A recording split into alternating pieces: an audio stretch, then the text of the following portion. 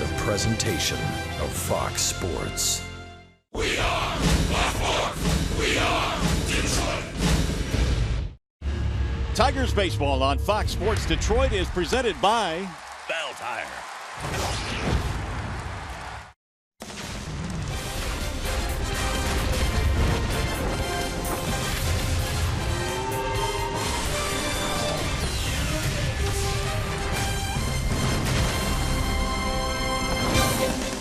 The Tigers and Red Sox last met in July at Fenway Park, and the result was a 3-game sweep for the Tigers, who played outstanding baseball in every facet of the game. Today the two teams will meet again as we welcome into Comerica Park, Game 1 featuring the Tigers and the Red Sox. Hi again, everyone. Welcome to Tigers Baseball. Mario and Pemba. Kirk Gibson, glad to have you with us here for Game 1 in this series. Day baseball here at the ballpark. The Tigers, of course, swept the Red Sox, Yippee, and that started a long winning streak for the Tigers last July.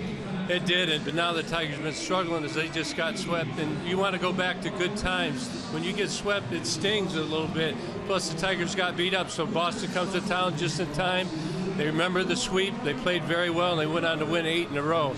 But today, they just got to get back at it, because Boston, you got to be ready for a war. These guys, they get after it. All right, one of the young guns going today for the Tigers, Matt Boyd, outstanding in his last start against really a tough team in Texas. Well, Matt Boyd's just kind of coming into his own. Remember, they got him in the trade last year.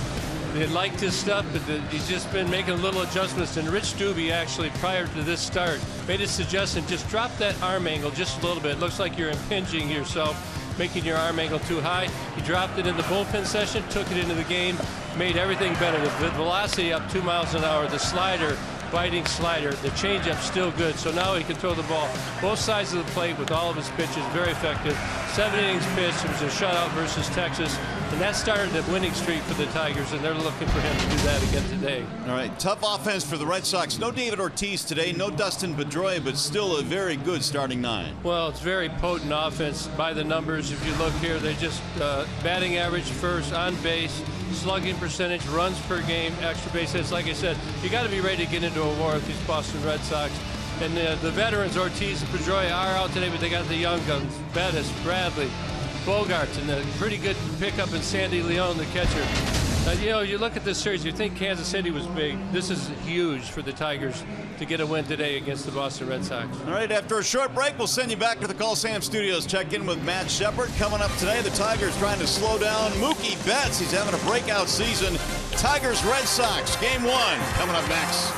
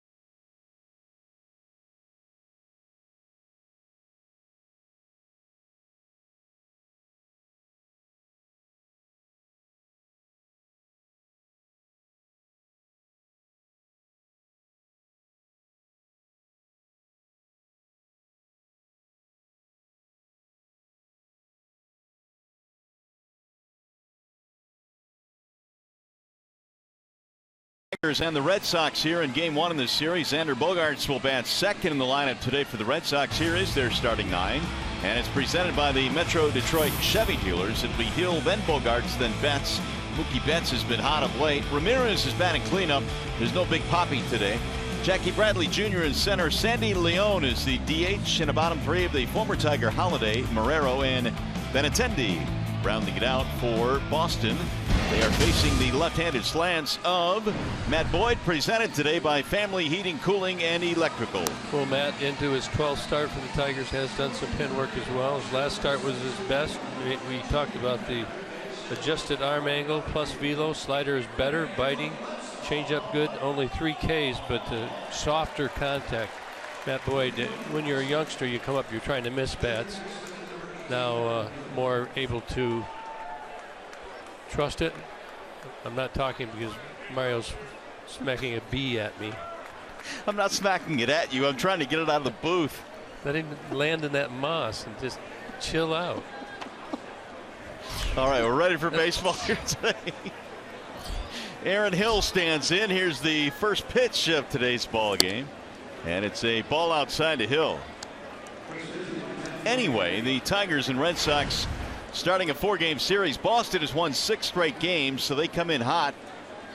Despite a rocky schedule to this point, they are playing 23 games in 23 days. They had a makeup a couple of days ago. Yes, 3 cities. They had the makeup on Monday, and he just came from Baltimore. Now they're in Detroit. 4 cities in less than a week. There's a wave and a miss by Aaron Hill. 1 ball and 2 strikes. Hill, Bogaerts, and Betts in the first inning for Boston, facing Matt Boyd. John Farrell in his 4th season as the Red Sox manager. A little surprised. Aaron Hill, a dead pull hitter generally. Just got a piece of that one. Yeah, comes around the ball quite a bit. He had that big year back in Toronto. Pulled most of his home runs into left field. Had him in Arizona. And pulls the ball quite a bit. Going to have to keep an eye on that third base line as he likes to hook him over the bag. Quick visit to the mound. Saltalamacchia is out there chatting with Boyd. Matt coming off that terrific outing as we spoke of in Texas against the Rangers. Yeah, Salty knows him well. He's caught all of his starts. They understand what's going on with each other. But it must have had a little mishap with Salty asking somebody to come out. No, Kevin Rand. Must be the umpire. Now Kevin Rand is indeed coming out, and it is the home plate umpire Scott Berry. Salty tried to buy some time for him, and we'll see where the foul ball got him. Oh, that's why. Took it right out the mask. Listen to the sound of it. Took it right on the chin. So those are one of the areas when you're looking at people who are concussed. Take one on the chin. That's a very dangerous area. Scott Berry, a Michigan native from Battle Creek, Michigan. Down there with Cornflakes Riley, right? That's right, yeah. And it looks like Mr. Berry will be okay. Well, it'll be interesting. We'll keep an eye on him. He'll go along. I'm sure they'll continue to talk. How do you know if you've had a concussion? Good question. Well, you just kind of know as the symptoms develop. But he definitely got his bell rung. 1 and 2 on Aaron Hill. Hill batting .230, 1 home run this year. He has hit safely in 11 straight against Tigers pitching. Boyd's 1-2 is slapped foul back out of play. Nice day for baseball here in the Motor City. The temperature is very comfortable here this afternoon in the low 80s. Boy, it seems like it's cold out almost today, doesn't it? Yeah, It's been no so doubt. hot and muggy. Feels great though. Again, the 1-2. That'll bounce in. 2 balls and 2 strikes.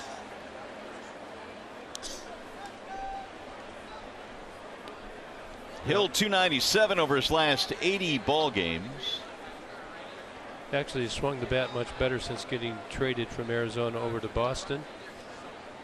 Kind of a platoon kid, even though he's an older guy now. Pulled to left field. That is going to get down foul into the corner. And back amongst them for a souvenir. get that ball signed.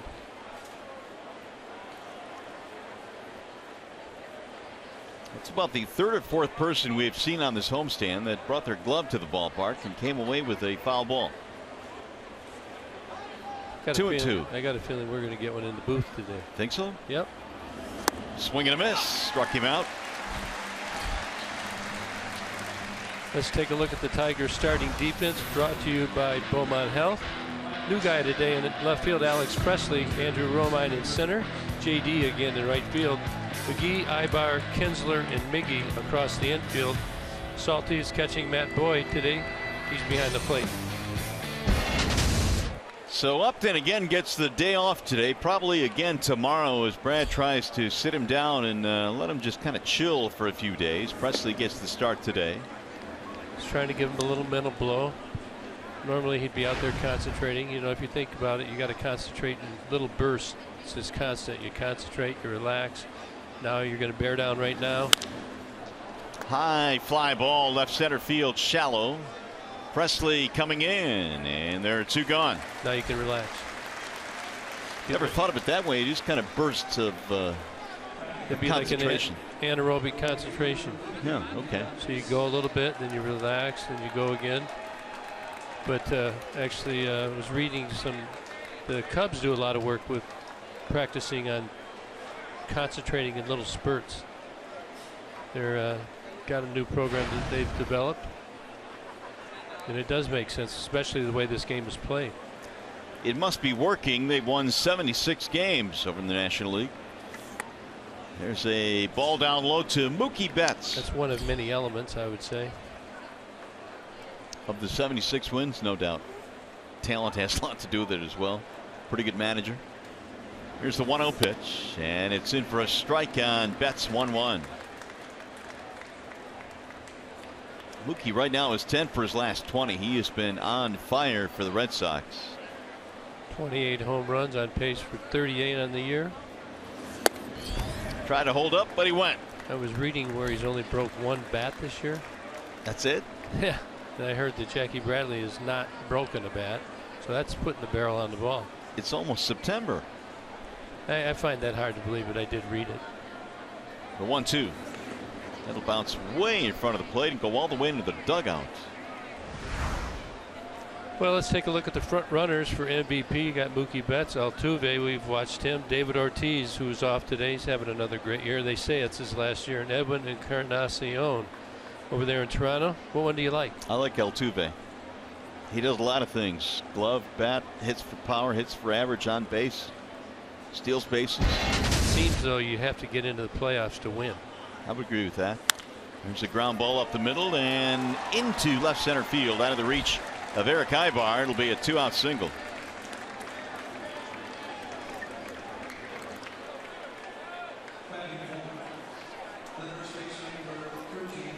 Well, Mookie Betts, he just crushes the ball hard all the time, whether it's on the ground, in the air, on the line. And this ball just stayed down, did not come up to Ibar, and Betts is on safely with the 2-out single. That'll bring up Hanley Ramirez. I mentioned the Red Sox without David Ortiz today. He's on the bench, and so is Dustin Pedroia. So they've got a really healthy bench here this afternoon. They do, don't they? It's about as strong as you can get. Ortiz, Holt, Shaw, and Pedroia. 3 lefties and a righty. Ramirez at 275, 7 for his last 15. Hanley batting in the cleanup slot. Now I just watched Mookie Betts when Matt Boyd threw home. He acted like he was fooled and went back. And many times base stealers will do that to try and set the pitcher up so they can get a bag. They do it over a couple of pitches. That's driven down the left field line to foul ground. It goes, and Presley watches it go back into the seats. May not even be this at bat. They try and kind of paint the picture. Wow, I know you got a good move, and I'm very cautious. And all of a sudden, one time they'll come out walking late and they just go. First move. Well, Mookie this year has attempted 22. He's been successful 19 times. He knows what he's doing.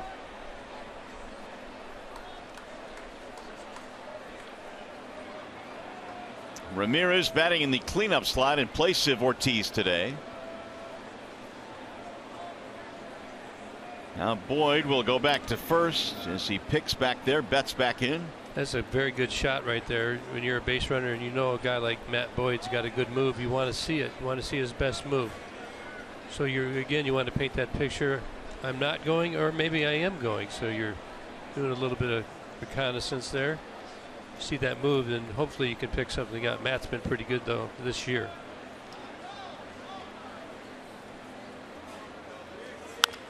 There's a line drive to right, base hit out of the reach of Cabrera. Betts on his way to third base, and Mookie will stop there. And now a 2-out rally going here for the Red Sox. Back-to-back singles. Well, we had another good shot. Look how he slide steps right here. The ball's just shot through the hole. Just holding him. Good cat and mouse game going on there. Hanley just shoots it between that second baseman and the first baseman, where Miggy's holding him on. Actually off the label. But Boston's got a little trouble brewing here. First and third, 2 out. Big out here for the Tigers and Matt Boyd. Jackie Bradley Jr. stands in. Another solid year for one of these Red Sox hitters. A .284 batting average. 20 home runs this year, and Bradley grounds one right to Cabrera at first base. He'll touch the bag for the out, and the threat is over. No runs, 2 hits, 2 men left.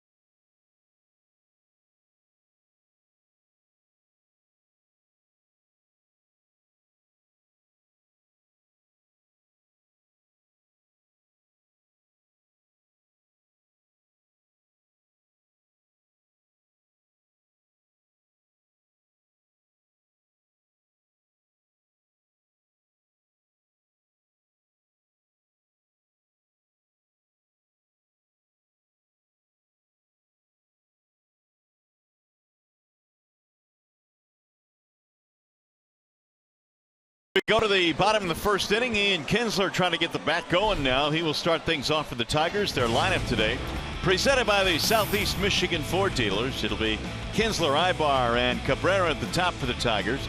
Victor DHing, JD in right field, Casey McGee at third. Bottom 3 of Saltalamacchia, Romine, and Presley, who was called up from AAA Toledo today. And they are facing the right-handed offerings of the veteran Clay Buchholz. Yeah, he's been a starter, been in the bullpen, now back to a starter. 14th start of the year. Fastball and cutter around 92. Curveball and change.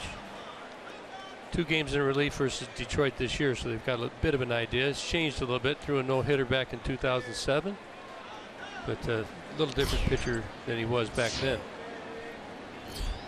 So Buchholz will face the leadoff man Kinsler. Ian batting .284. He is 0-for-10 in the series. And he'll swing in the first and line it to center field. And Bradley is there to make the play. Let's take a look at the starting defense brought to you by Tim Hortons with the Boston Red Sox. Andrew Benintendi in left field, Jackie Bradley in center, Mookie Betts, very good player in right field. Aaron Hill at third, Xander Bogaerts shortstop, Ivan Marrero at second base, Hanley Ramirez not playing left field this year over at first base, and Brian Holliday, Doc Holliday, we know him here, is catching Clay Buchholz today. Here's Eric Ibar now with 1 out. And Buchholz delivers a strike on the outer edge, 0-1. Clay is out of Nederland, Texas, 32 years old now, goes 6'3", 190. Ibar in his second game with the Tigers. Now the 0-1. Slapped foul back out of play, 0-2. Tell you, Buchholz, when he's throwing the ball good earlier in his career, he had a lot of movement on his pitches. He couldn't even hardly control them. They'd go each way. A little less velocity now, but again, he's been around a while and understands how to use his pitches to get outs. Now the 0-2. Ivar takes high, would not chase. Buchholz, when he first broke in back in 07, actually threw a no-hitter in his second major league appearance. That was over the Orioles. He's probably saying, wow, this is easy. Yeah, it's kind of hard to go higher than that. Now the 1-2. 2-2 on Ivar. One of the newest Tigers, who's acquired in a deal just a couple of days ago from the Atlanta Braves. Ivar was 0 for 3 with a walk in his debut last night with the Tigers.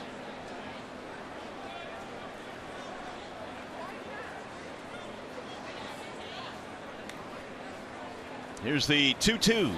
Up high, 3 balls and 2 strikes. Cabrera waiting on deck.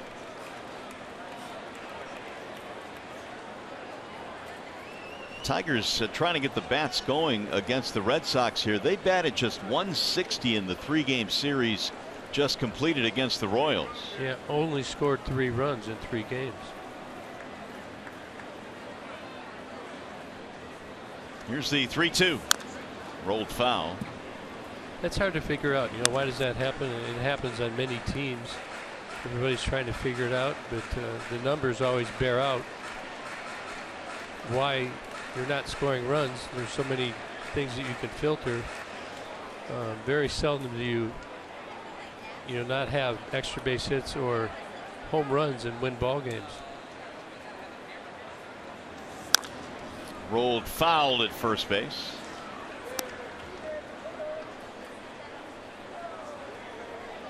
There you can see the numbers: 160 batting average, 3 runs, 3 home runs, 1 per game. They got out homered. Only 5 walks, 25 strikeouts.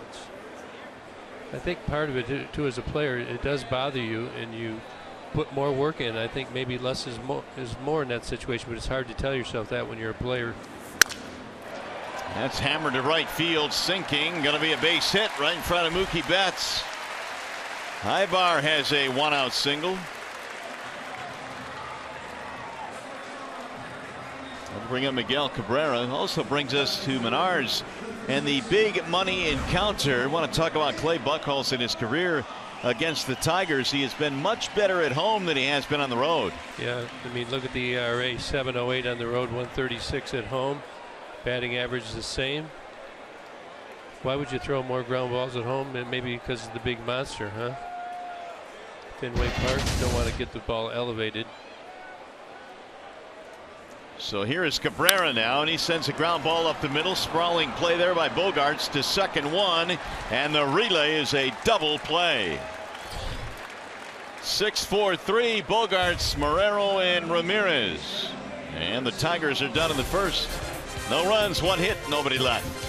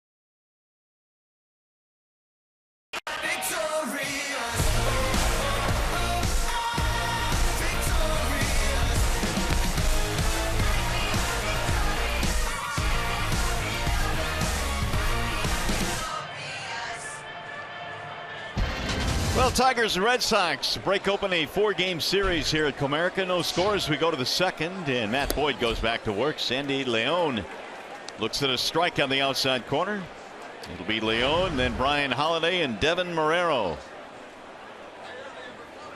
Red Sox, a couple of hits in the first, failed to score, and again in the outside corner, 0-2. Boyd allowed singles to Betts and Ramirez, but then got a ground ball from Jackie Bradley to snuff out that rally. The 0-2 pitch is way high. 1 ball and 2 strikes. It's been a good month of August for Boyd. 2-0 with a 2.08 ERA. Been a good year for Sandy León as well, hitting .383. 6 home runs, 23 RBI. Good confrontation here. Both are feeling very good about themselves. Remember seeing this kid over in Washington. Yeah. Then came over to Boston last year. 3 years with the Nationals for León. Holiday, the former Tiger, lurking on deck. Here's the 2-2. Little ground ball hit towards second. Cute it the other way. Kinsler throws him out. 1 gone. Got in his kitchen there. Good pitch. Looked like almost like it cut in on the hands of León. That'll bring up Brian Holiday, who was waived by Texas just a couple of weeks ago and then picked up on the Red Sox, and here he is. Well, a lot of these teams are getting into depth, and people have to leave them unprotected. And he was a casualty down there in Texas. Had a lot of depth. Didn't have enough depth in spring training, but it's a good time for clubs around the league to pick up good players that are exposed. Here's the 1-0 to Holiday. Swing and a miss. Well, remember, Tiger fans, that Holiday was kind of locked up in a competition with Salty in our spring training. So obviously they went with Salty. Holiday got traded to Texas. Fouled back out of play, 1-2. I know that Brad, through the years when he's had Holiday here, said that Doc would bring a lot of energy to the clubhouse and to the field, and that was one of the things he loved about Holiday. The Tigers thought a lot about Brian. He had a great spring. He did, as a matter of fact, didn't he? Hit some homers, didn't he? There's the 1-2. 2 balls and 2 strikes on Holiday. Just kind of watching Matt Boyd. The fastball is elevated again. It's been up to 95. Slider looks very short today, kind of late breaking. Matt doing a good job of keeping it down in the zone. That's in the air toward left center. Playable, and it'll be the left fielder Presley for the out. 2 gone. Well, stay tuned to Tigers Live. Following the game, we'll select the Fox Sports Detroit Tigers Player of the Game, presented by McDonald's. Stop by for your breakfast favorites, now being served all day. You go first. No, I'll let you go. All right, I'll go with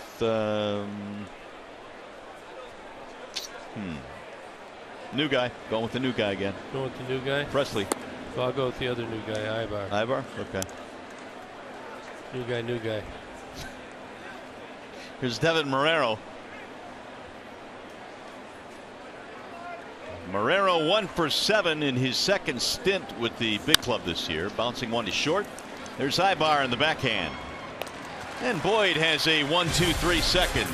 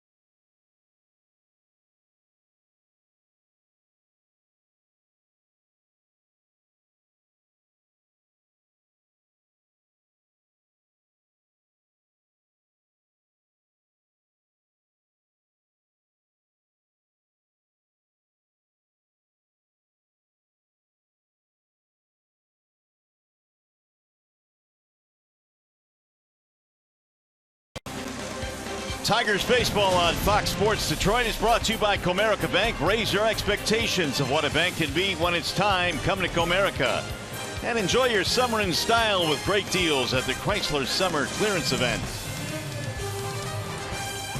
No score as we go to the bottom of the second here at Comerica Park this afternoon. Tigers Red Sox 4-game series opening up.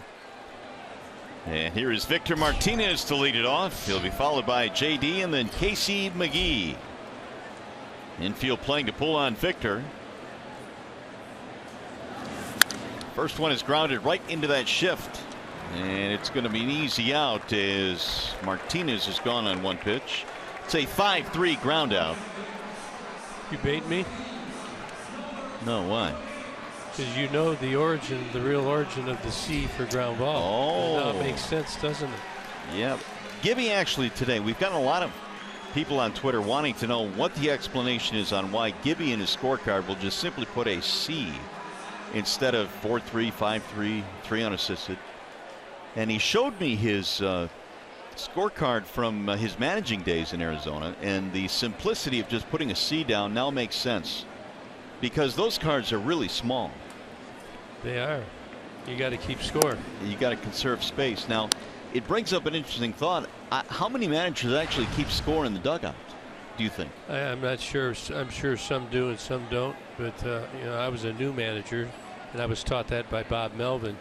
And you know, I like to fly planes as well, and there's redundancy there. So I looked at it as a redundant backup to make sure my lineup was right. The right guy was going up. We ended at the same spot because you put marks on your card when the end of the inning. Right. So you wanted to do that as well, or if I wanted to catch the opponent in a improper lineup move, okay, which I did catch Tony La Russa one time.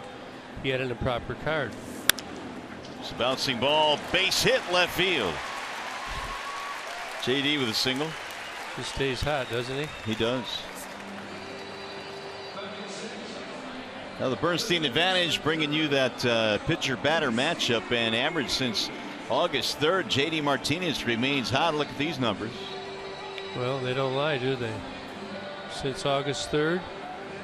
Look at Sandy Leon right behind him. Mookie Betts not too far behind him. So we got 3 guys in this game that have been red hot. Certainly pitchers are going to have to take note to that, and they get into sticky situations. Here's Casey McGee. So you actually caught La Russa in a lineup card error then? Actually, what they did was they presented the wrong card. It had to do with the catcher. Okay, they had Molina in the game, but when they went out and played a half inning, Molina wasn't the catcher. Well, that's not good. So I could have waited. If they pitch at Molina and declared him after he got a hit, if he did, he would have been declared out. Or I could declare it early and just take him out of the game. And you decided to? Did. I went out after he caught the first inning, yes. And that was always my fear. I would never want to screw up a lineup like that. So Tony managed, geez, how many years and how many games and won how many World Series is in the Hall of Fame. So it can happen to the best of them. So you pull outside of McGee. Casey batting here with 1 on 1 out in the second. 256 for McGee. Couple of hits in his last 12 at bats on this homestand. I tell you, I still like hit and run with Casey McGee. The Tigers aren't a big hit and run team, but when you're scrapping for runs, I think it should be an option.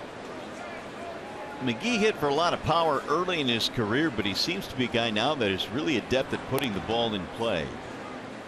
Seems that Boston may be thinking something's up here. McGee doing a good job of staring in at Clarkie for signs.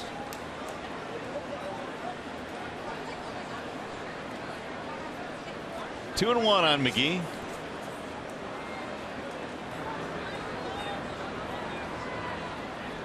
Runner goes, and it's driven to right field, slicing, and that ball will get back into the seats. I like that. I like it a lot. Now you get JD on the move. You have confidence in McGee, and you avoid the double play. Now I will say this too. I've said it many times up here. You should bunt or you should hit and run. But when you're a manager and you put that sign on your third base coach, You can feel it inside a little bit. Sure. And then when that guy takes off, when you get him blown up, you get a nice hot burn inside you that you can't let anybody know it's burning. But so it's easy for me to say, and maybe some of you are sitting in your living room or wherever and saying the same thing. But that was the right play. It's either right or wrong. And you learn if it's right, you shouldn't let it bother you, because it will. And it bothers you if you do the wrong thing. Well, again, the Tigers have been scuffling for runs. They certainly were in the Kansas City series. So Brad trying to get something jump started here. Yeah, I like it. It's very, very good. That's well thought out.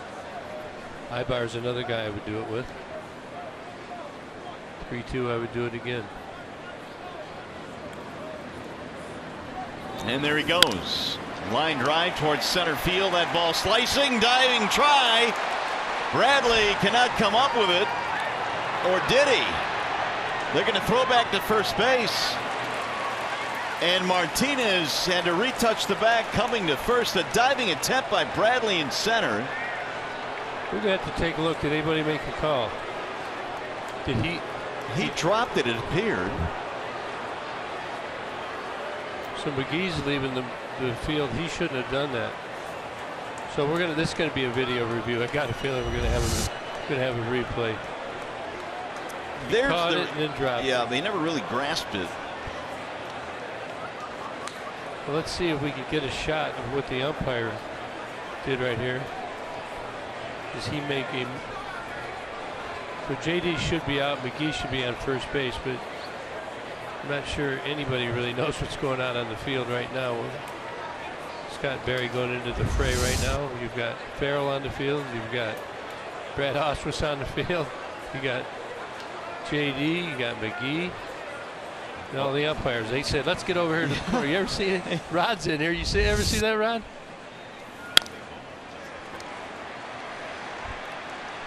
Does anybody see him move? Did they make a call? First base umpire called him out. And that's Jerry Lane. So I'm sure Matt Martin's down there taking a good look at it down in the Tigers clubhouse right now. So if the first base umpire called him out, I believe Brad can appeal that. And we should have first and second.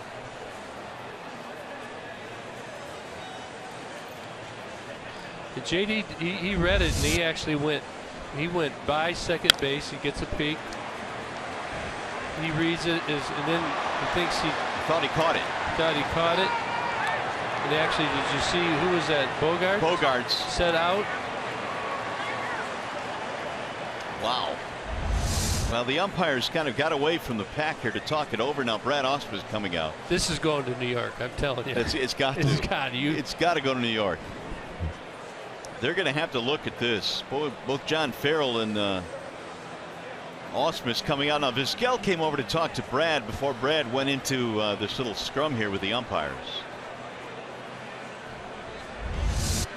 Okay, now is this Jerry Lane right here? Right here. Yep. Well, keep your eye on him. He's going to go out and he's going to, I believe, say he's out. So he put his hand up right there. Yep. Out.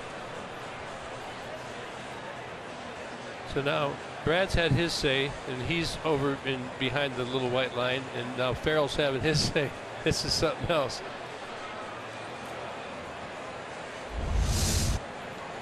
So you got Farrell here. Brad's waiting his turn. This is like point counter, but it's a debatable thing. It's a debate, yeah. So if Jerry Lane signals out, the players on the field are going to react to that call. Look at Brad. He's got the ear on this conversation. He just stand there listening. That's hard to do. Yeah, because you want to run right in there, don't you? I say get everybody in there. Let's have it out. Yeah, let's go at it. Wow. Well, the ball clearly was not caught by Bradley, but the out signal was made by Jerry Lane. Martinez, JD that is, thought the ball was caught, so he recircles, touches the bag at second, runs to first.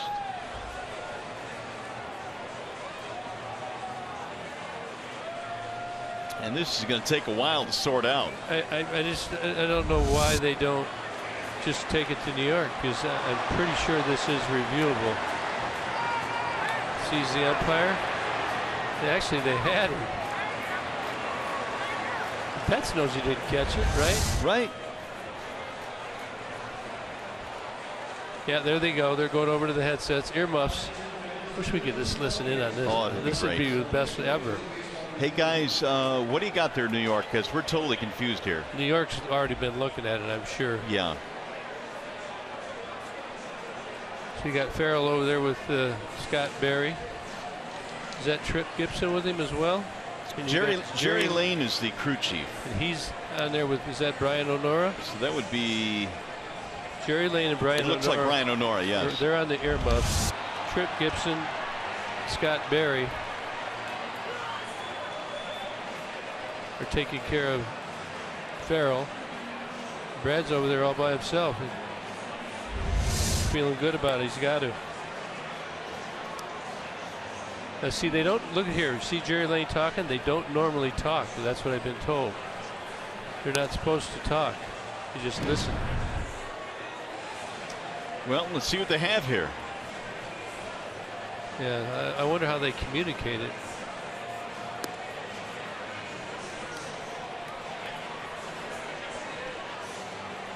Now Martinez right now is standing at first base. The crowd reacting to Bradley in center field not catching the ball, but that was clear. We knew that.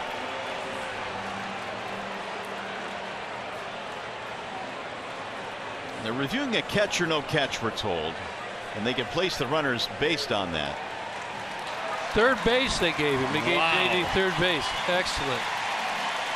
And now John Farrell going to come out and want the explanation. It's the right thing to do. It is when you think about it. Look at JD's touching the base. Fans like it.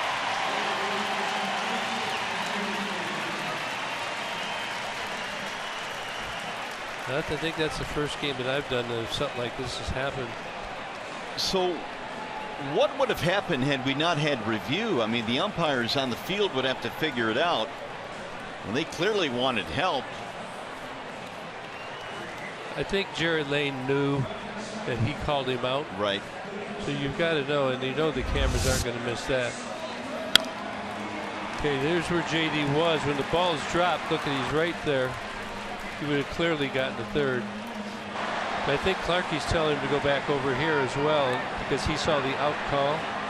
So JD goes back. So we got first and third and one out with Salty up. Chance to score a run.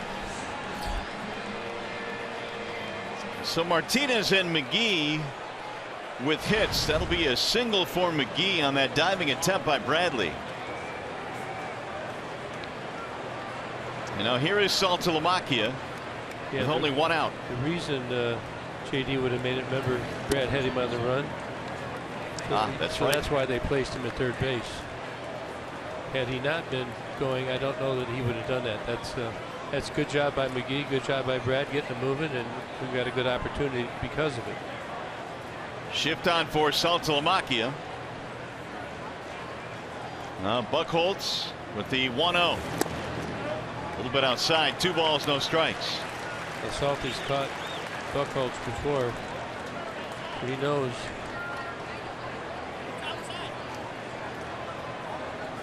Now the home plate umpire Scott Berry explaining where that last pitch was. Apparently they're beefing on the bench. Farrell's coming out. I think Scott Berry told him that this could be. Oh, he threw him out. Yeah, you can see that the way he came out. John Farrell has been thrown out of the game. He put his hands up to say, "Hang on, I want to talk about something here." Yeah, you cannot argue balls and strikes, though everybody does. But the way that John Farrell came out of that dugout, I don't know if we have it, but it just looked like an aggressive question was coming, and it did. You notice how that Jerry Lane came down to rescue Scott Berry, the home plate umpire. Doesn't want Farrell talking to him anymore. What a wild inning. Yeah, so far we got to get something out of it. A lot going on right now. Farrell has been ejected from the game for arguing balls and strikes by home plate umpire Scott Berry. And that was a quick hook. So Jerry Lane is a veteran umpire. He is the crew chief, as you said, and he's very good at handling these situations. Well, clearly the Red Sox were upset about that last call because you could hear Scott Berry say it was outside. And it was. And it was. Here's what they're arguing about. It was clearly outside. And here's the hook. Gone.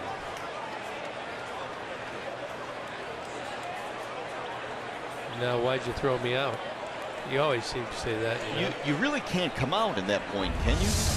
Well, you can, but you're going to get thrown out probably. Right. If you, like, I was watching the dugout. He was just a little aggressive. But he'll be gone. He'll watch the rest on TV. Now the 2-0. Salty hammers one in the air to center field. Ball hit well. Bradley going back. It'll score the run. Both runners will tag, but McGee will put the brakes on, head back to first. And Martinez scores to make it 1-0 Tigers. Saltalamacchia with an RBI.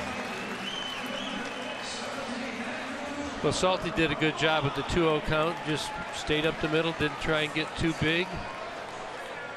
And JD scores easily, and we're going to watch the trail runner McGee. Watch him right here. He's going to go. He's going to tag. Actually, he tags and starts to go to second on the tag, but reads the throw and retreats. Now watch him. He goes out, reads the throw.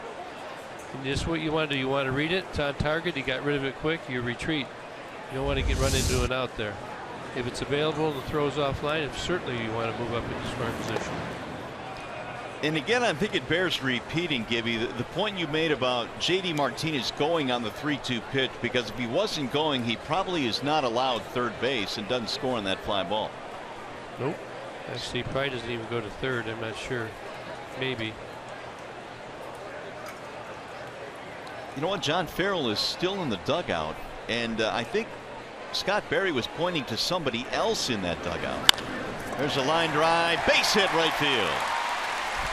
Meanwhile, moving to second base is McGee, and now the Tigers have runners at first and second. Farrell is still there, and it might have been Brian Butterfield that was thrown out of the game. But it was the manager that came out. And it appeared that he was throwing Farrell out, but apparently not. Well, we'll get the news. I'm sure they'll make an announcement and pass it on. Butterfield is their third base coach. Here is Presley now with runners at first and second. A run in for the Tigers.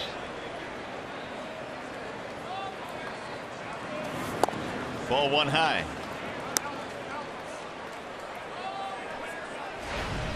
Presley's first at bat with the Tigers this year, batting .293. Tigers signed him to a minor league contract in July. Little outfield depth, and now they're using that depth. There's a strike called at the top of the strike zone. 1-1.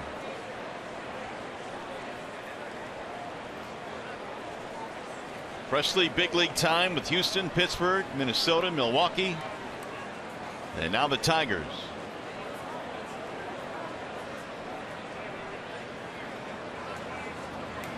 And Buchholz with the 1-1. Swing and a miss. 1-2.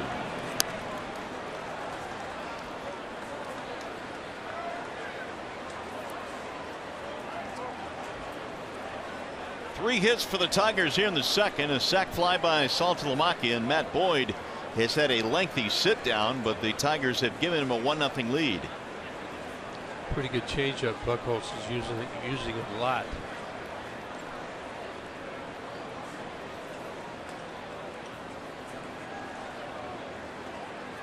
Here's the 1-2. Fastball up at 94 miles an hour, and the count levels now 2 balls 2 strikes. Buchholz getting the start today. They've had Stephen Wright, who is injured. He had a shoulder injury, so Buchholz has started a couple of games now.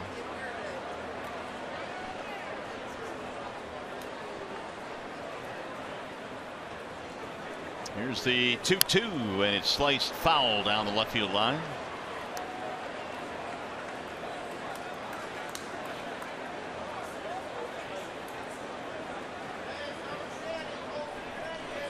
You see, as a starter, 75 2/3 innings. As a reliever, less than 20. Look at the ERA. Better out of the bullpen. But nevertheless, on the hill, the Tigers have got a little something going. 4 hits already here in the 2nd inning. 1 run in.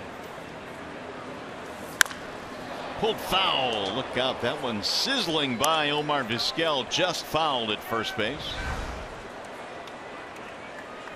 What do you got on Presley?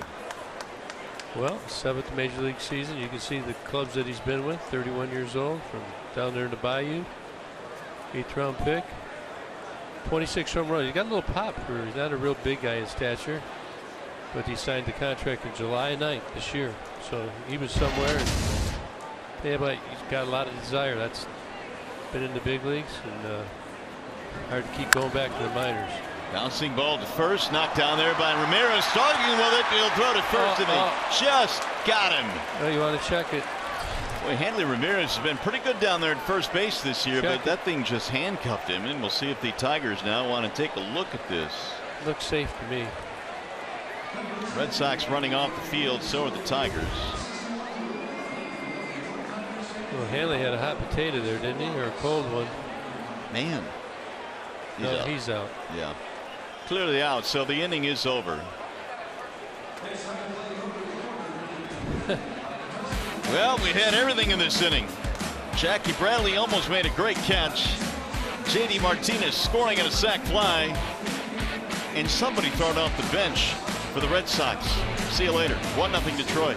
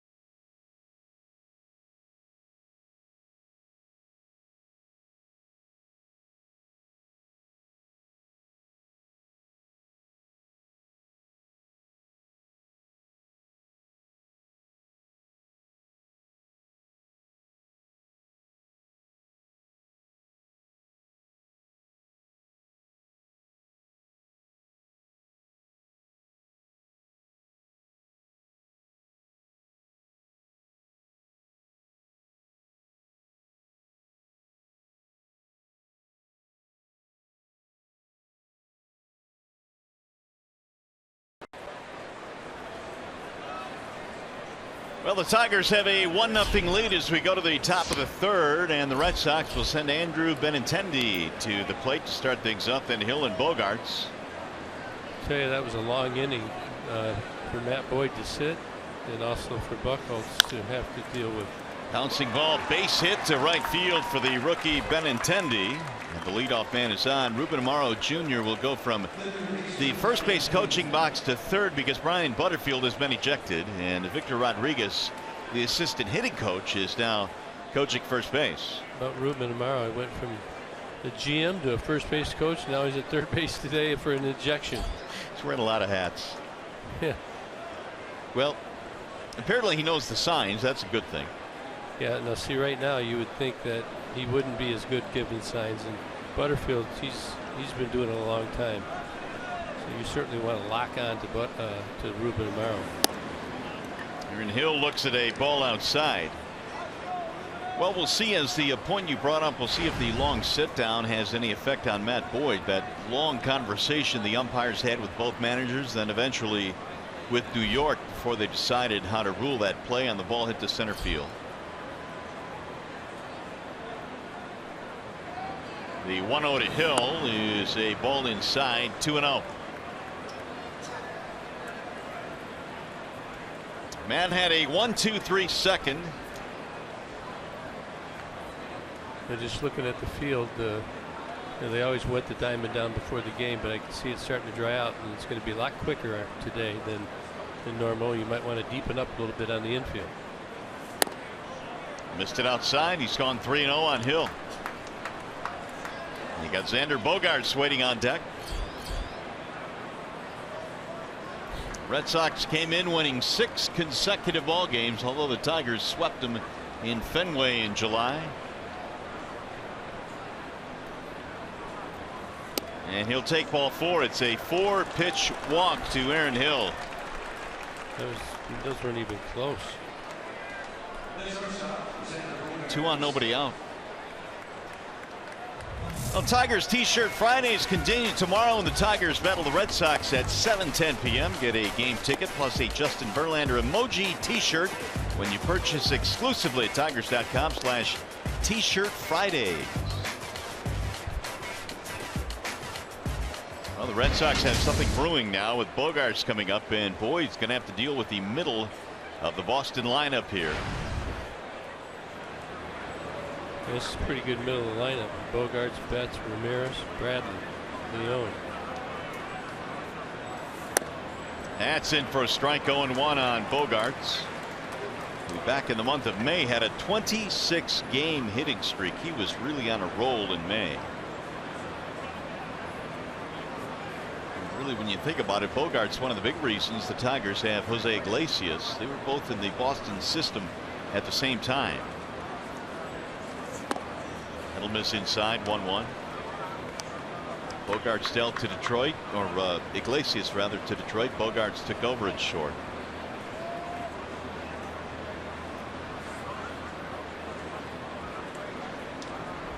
Matt Boyd, 19 pitches in the first inning, only 9 in the second. That's lifted foul down the right field line. Now he's got 12 pitches already here with nobody out in the third. And a total of 40 for the ball game so far. The Red Sox this year have the 2 longest hitting streaks in the American League. We mentioned Bogaerts at 26 in a row. Jackie Bradley hit in 29 straight in April and May.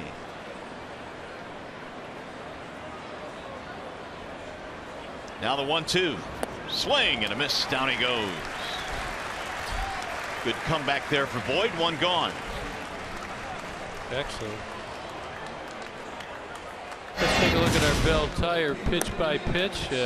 Just got done walking Aaron Hill on 4 pitches. Gets that first pitch strike, and now he's going to move it around. Looks like he's working mostly inside, and then he goes with the slider, which we've been talking about. He's got that lower arm angle and is very, very effective last couple games. That ball looks like it's coming right as a low strike down the middle of the plate, and then they don't see the spin right underneath the hands. Big out. Ball 1 to Mookie Betts. Extended his hitting streak to 6 straight with a base hit back at the first. Betts at 385 with runners in scoring position. He's just had a great year all year.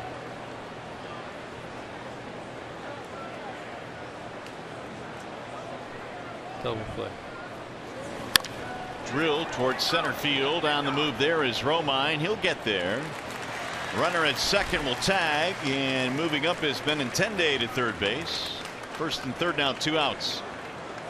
Good smart play by Romine to throw it to second. You see a lot of guys when you watch games, they'll try and throw that ball to third, and that allows that trail runner to move up. Don't want to do that. You want to have the force out at second, and you want to make your opposition get at least 2 hits to score him. So here is Hanley Ramirez. Benintendi is the tying run at third. Ramirez a single in the first inning. And now 8 for his last 16 at bats.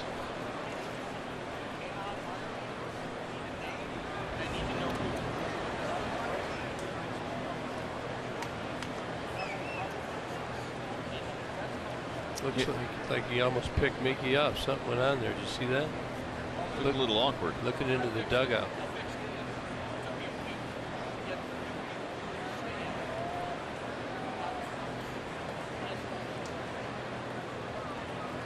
Infield straight up, so is the outfield on Ramirez. That's in for a strike. 0-1. Hanley has made the move to first base this year, and it's been a decent move for him. He's made only 4 errors all season long. He was in the outfield last year. That didn't work out too well. Yeah, way better than the left field experiment.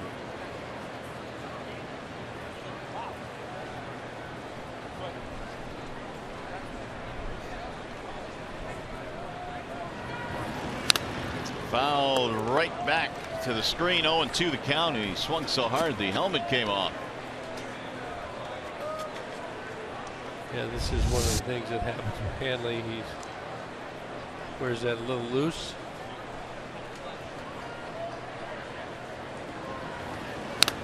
Looks like a good candidate for a nice changeup in the dirt.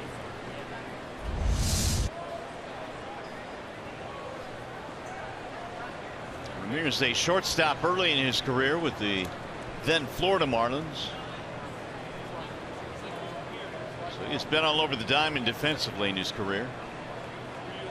Now Boyd ready with the 0-2. Here it is. 1 ball, 2 strikes on Ramirez.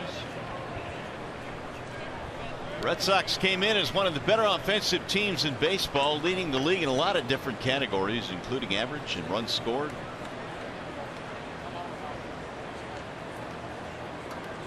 John Farrell's team got up to a very quick start offensively, and they pretty much have remained fairly consistent with the bats this season.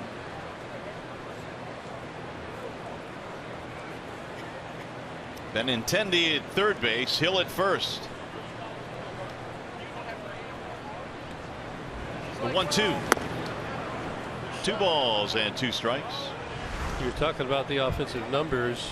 We showed this in the open. You can see they're first in batting average, on base, slugging, runs per game, and extra base hits. MLB rank. That's everywhere. So they put it on you. Like I said, you got to be ready for a war when you play these guys. They never quit. They can strike quickly. Got to keep tacking on from the other side as well. Now from 0-2, we've gone to 3-2. This is an area that Matt Boyd has to improve in more consistently. Can't nibble when you get ahead of a guy. You got to learn to put him away, get him to put it in play.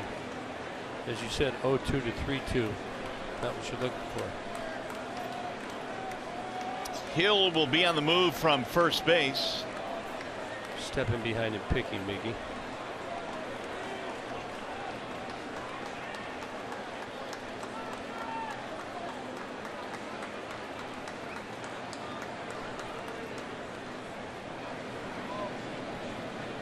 Here's the 3-2, and he walked it. Ball 4. That'll load the bases.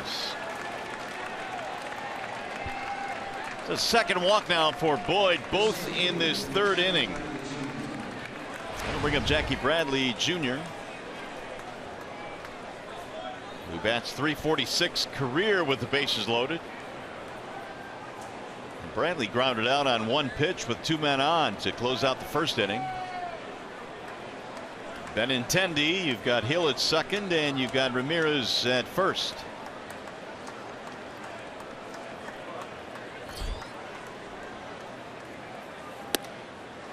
In there, a strike called on Jackie Bradley Jr. Yeah, it's interesting when you're a hitter. You know, he's walked the second guy. Remember, he walked Aaron Hill on 4 pitches. So do you take with the risk of swinging at a bad pitch, or do you swing, kind of guess and strike? And Bradley took it right there. He'll send that one on the ground to first. A foul ball just outside of the bag. And now 0-2. Remember Bradley in the first, they had a first and third situation as well. He grounded out to Miggy to end the inning. See if he can do it again. It was a very close fair foul ball. We got the call.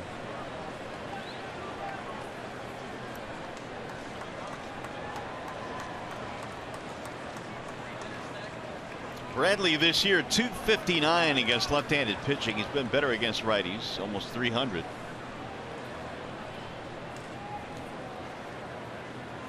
Here's the 0-2. Little looper, shallow left field. And it's going to be caught by Presley for the out. And again, Boyd pitching out of trouble.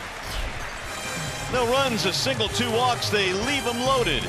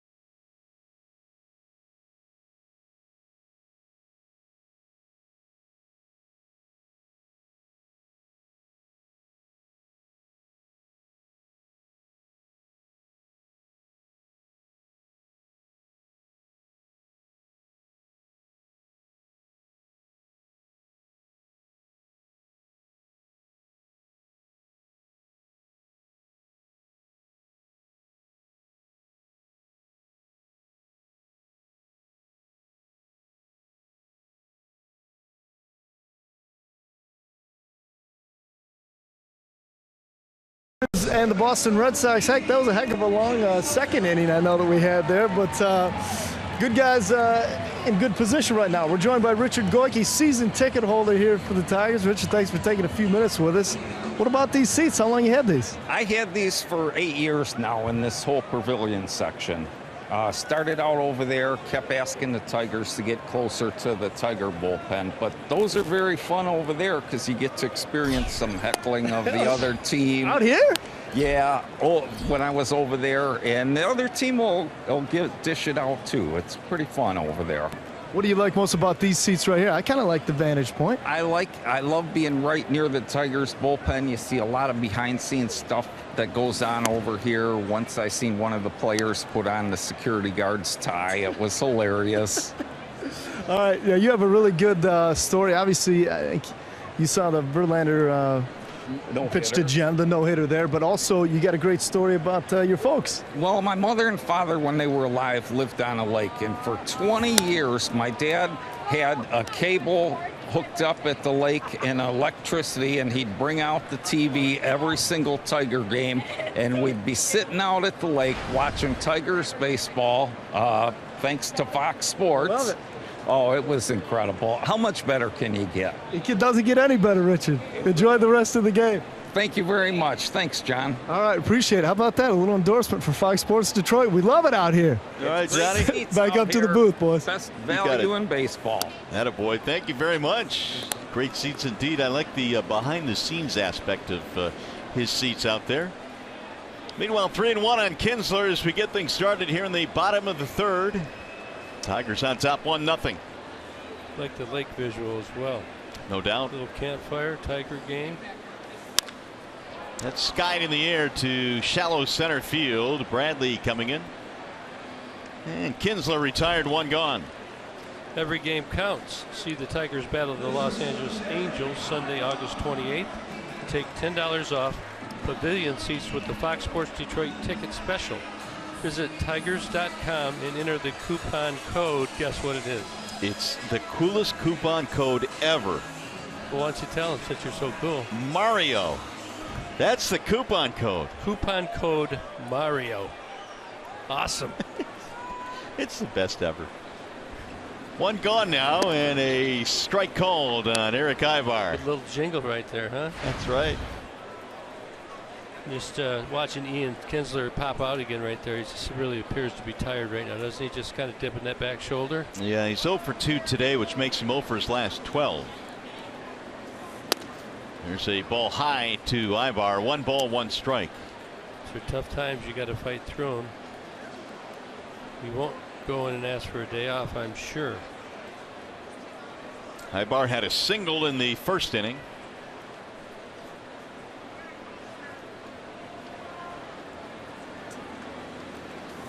And it's bunted. Gonna go right back to the mound though, and Ibar is out. Buchholz throws him out. 2 gone now. Time for a game break. Here is Justin White.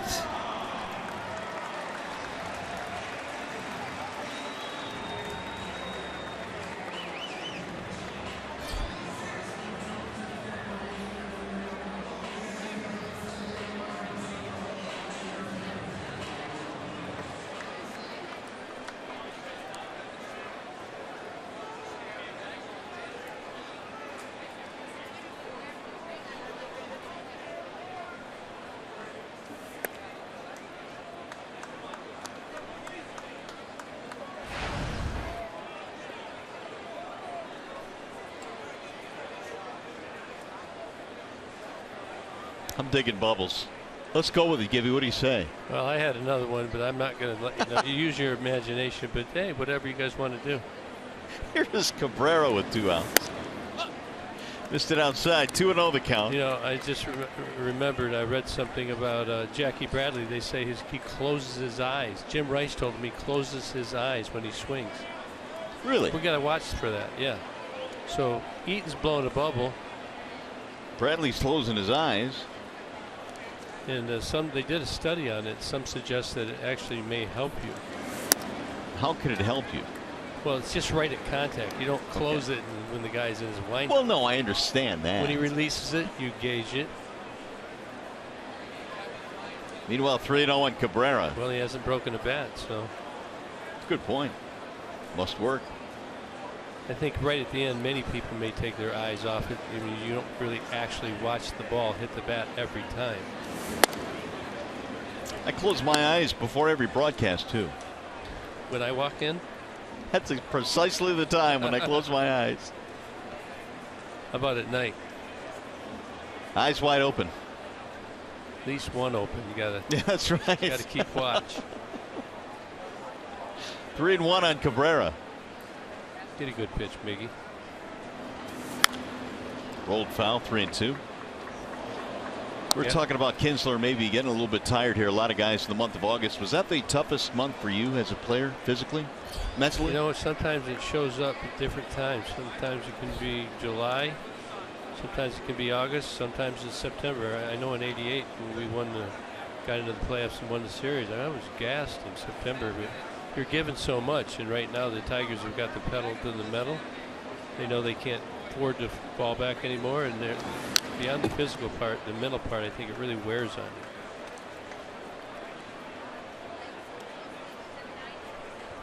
Well, when you look at the standings, the Tigers trailing Cleveland by 6 coming into play. Now the Tigers in the wild card situation now have 3 teams in front of them.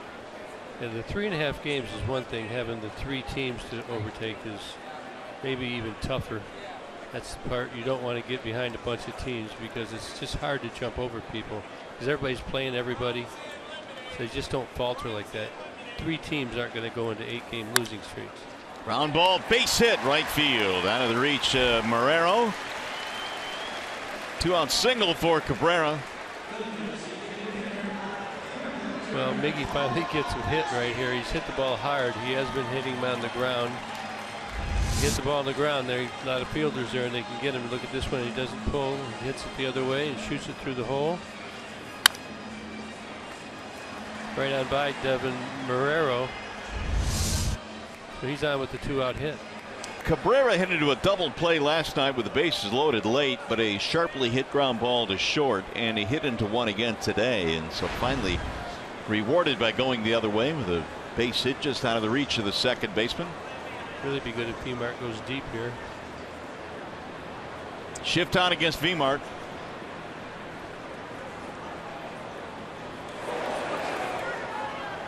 Why would you throw over there? Interesting. Mickey probably thinking the same thing. It may be his first pick of the year.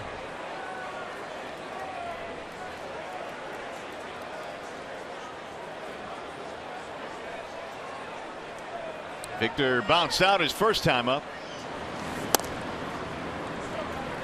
Here's the magic moonshot presented by Magic Window. Last night, Victor went deep, put the Tigers up 1-0. That was in the second inning. Looking for another right here. Make it a 2-run shot.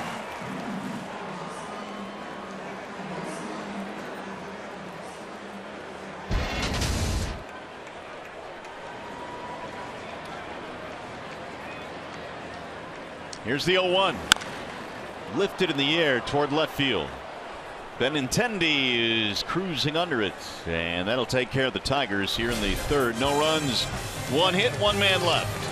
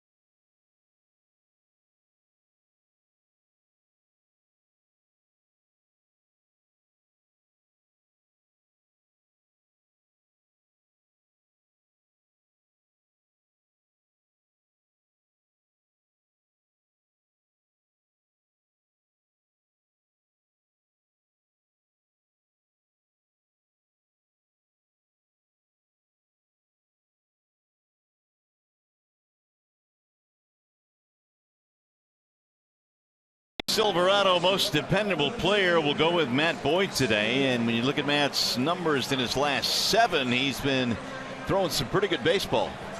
Well, he has 4-0 record, 2.16 ERA. Opponents over only at 198. He's got the ability. He's just got to make sure that he continues to be open to comments from various people who've got some knowledge, like he did from Rich Doobie. And he trusted it, threw it in the bullpen session, and it's been working. And sometimes, you know what, maybe it's not that big, but if you mentally feel better, Mario, it's work. Sure.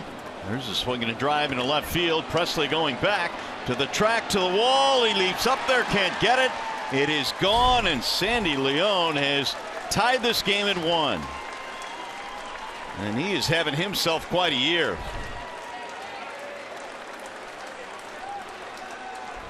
Solo shot his 7th of the season to start things off here in the 4th.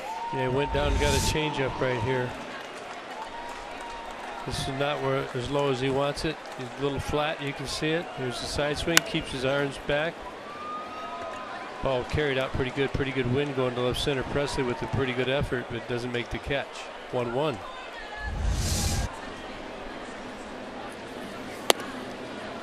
There's a ball high to Brian Holiday.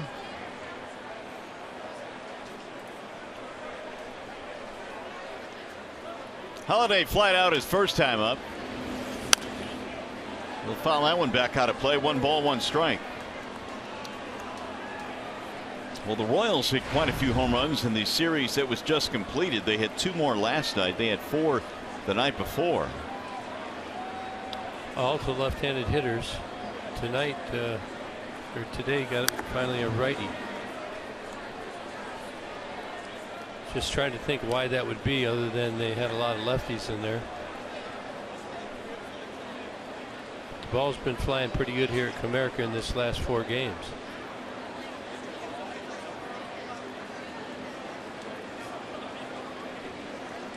Here's a 1-2. And Holiday looks at a ball down low. 2 balls and 2 strikes. Holiday, we mentioned, was with the Tigers from 2012 until 2015 last year, and was a really good backup for the Tigers. Of course, James McCann pretty much took over the starting spot behind the plate last year. That's lifted in the air toward right. It'll be routine for J.D. Martinez. 1 gone.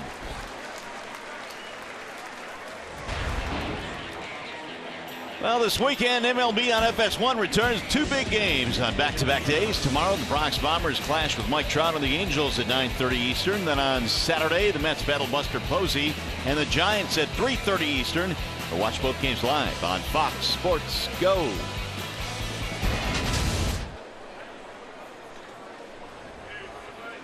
Here's Devin Marrero. He looks at a ball high. Marrero is 0 for 1 with a ground out.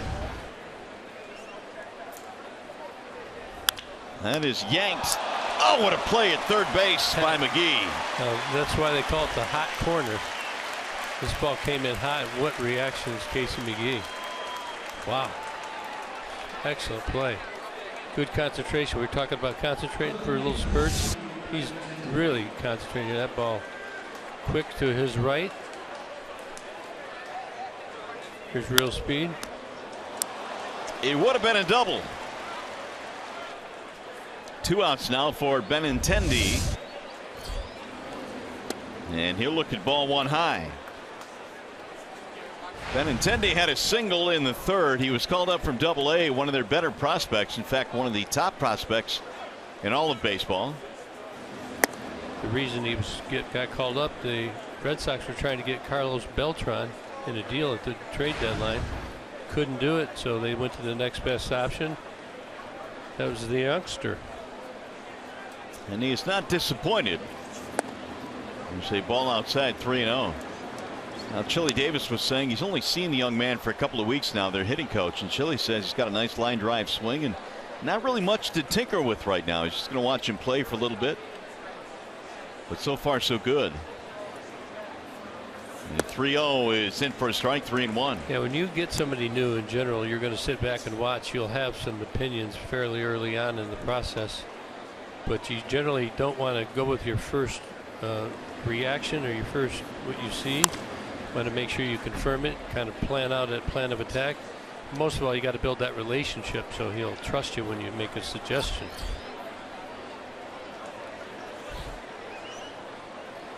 Hill waiting on deck. Red Sox have tied it at 1 here in the 4th inning on the home run by Sandy Leon.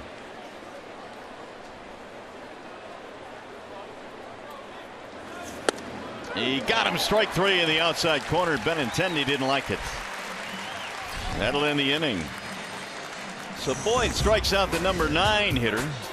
Tigers also got some nice defense and a great play at 3rd by McGee.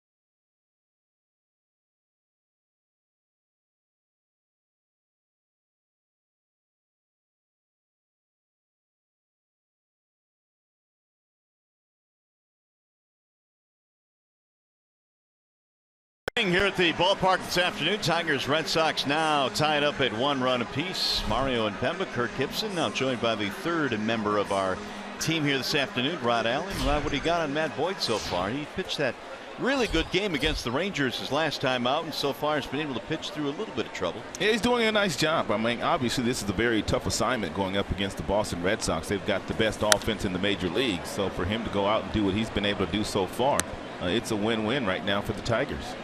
Yeah, the last two offenses he has faced, the Rangers and Red Sox, both awfully good. Very athletic too. Beyond being able to bomb the ball, they're very athletic. They can create, they can play defense. Overall, just two very good teams. J.D. Martinez leading it off, then McGee, and then Saltalamacchia here in the fourth against Buchholz. And J.D. shoots a ground ball to third, off to his left. Hill has it. 1 out. Time now for T-Mobile's greater coverage of baseball. Some happenings around the major leagues. Dansby Swanson collected 2 hits in his big league debut last night against the Twins for the Atlanta Braves. About Jonathan Lucroy, 7 home runs in his 15 games since joining the Rangers. About Gary Sanchez, their 3rd Yankee in team history to hit 5 home runs in his first 15 career games. A youth movement in New York.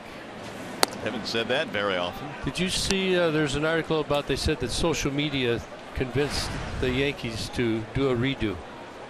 Really? Really? That's what Are you buying? Yeah, I was up like 4:35, so. you were up that early? Yeah. Nice and Wait, quiet. you were up until 4:30, or you were up at 4:30? Yeah. To the shortstop. Bogarts throws him out. And sorry to crowd your space today, but a little toasty down there on the side of the dugout. And my doctor, Dr. Michael Workings, he says, you know, you need a little bit of extra sun for the vitamin D, you know what I mean? But not too much. But not too much, you know what I mean? My tan is kind of complete right now. Well, at least you got hair. You got moss. If you were me, you'd really be in trouble. I could have stayed down there for the 5 minutes, you know, but I wouldn't have been able to stay down there much longer than that. Here's Saltalamacchia with 2 outs. Salty with a sac fly in the second. Had a nice conversation with Saltalamacchia regarding Clay Buchholz, who obviously is on the mound today. He caught him when he was in Boston. Said he had outstanding stuff. Everything moved, but clearly not the same guy that he used to be. But he's playing some good pitching good today. He did a 1-2-3 4th inning, and he's cruising along now. We'll go to the 5th.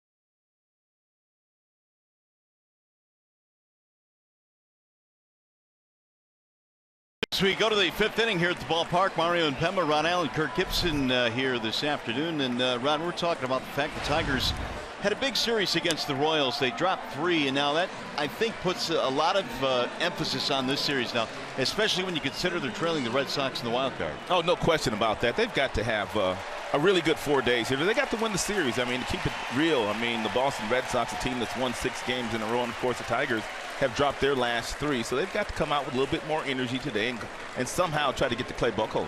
Yeah, Tigers trying to get the offense going again today. They've been limited to just 1 run in this ball game. The Leon home run has tied the game, and Boyd goes back to work now. And the first one is outside. 1 ball, no strikes on Aaron Hill. One of the things that the Boston Red Sox historically have been good at the last decade, and that's getting into the opposing team's bullpen. Now, they like to wear down the starter so they can get into the front end of the opposition's bullpen, and they're going to get into the Tigers' bullpen today. And Boyd is already up to 67 pitches. Top of the order, Hill, Bogaerts, Betts. Well, part of the problem was at third, although the Red Sox didn't score. They had a couple of walks in that inning, driving the pitch count up. And now Hill has gone 3-0. This is the second time he's done this to Aaron Hill. The previous at bat, he got a 4-pitch walk, and now here's 3-0, 3 consecutive pitches.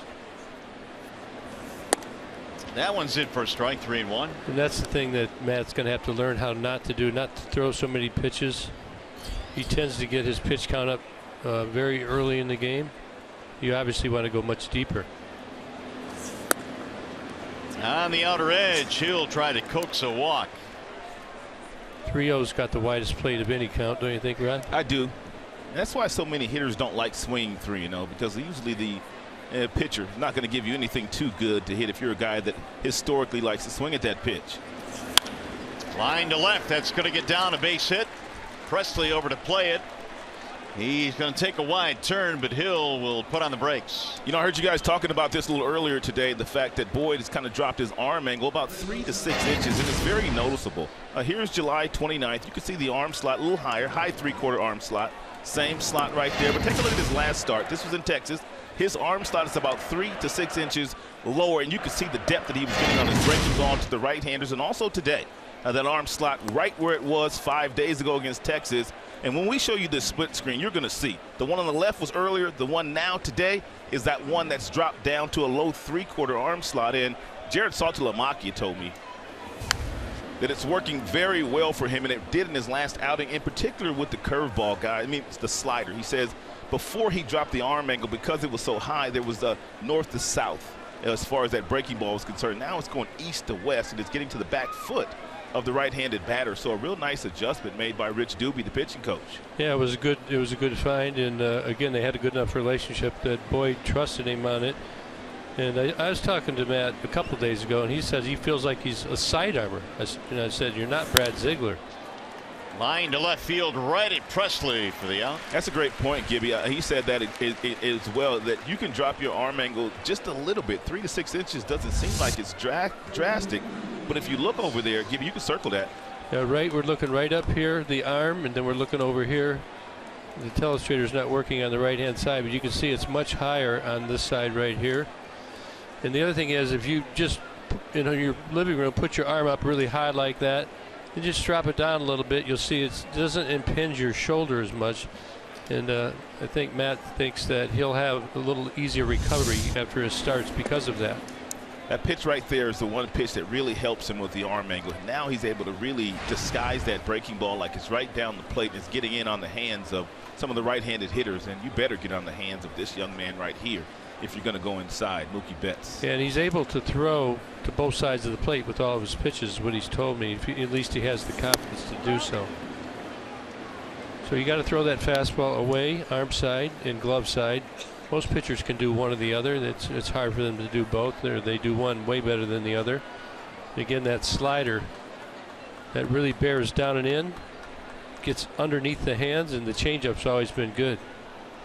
That one goes away from the right-handed hitters.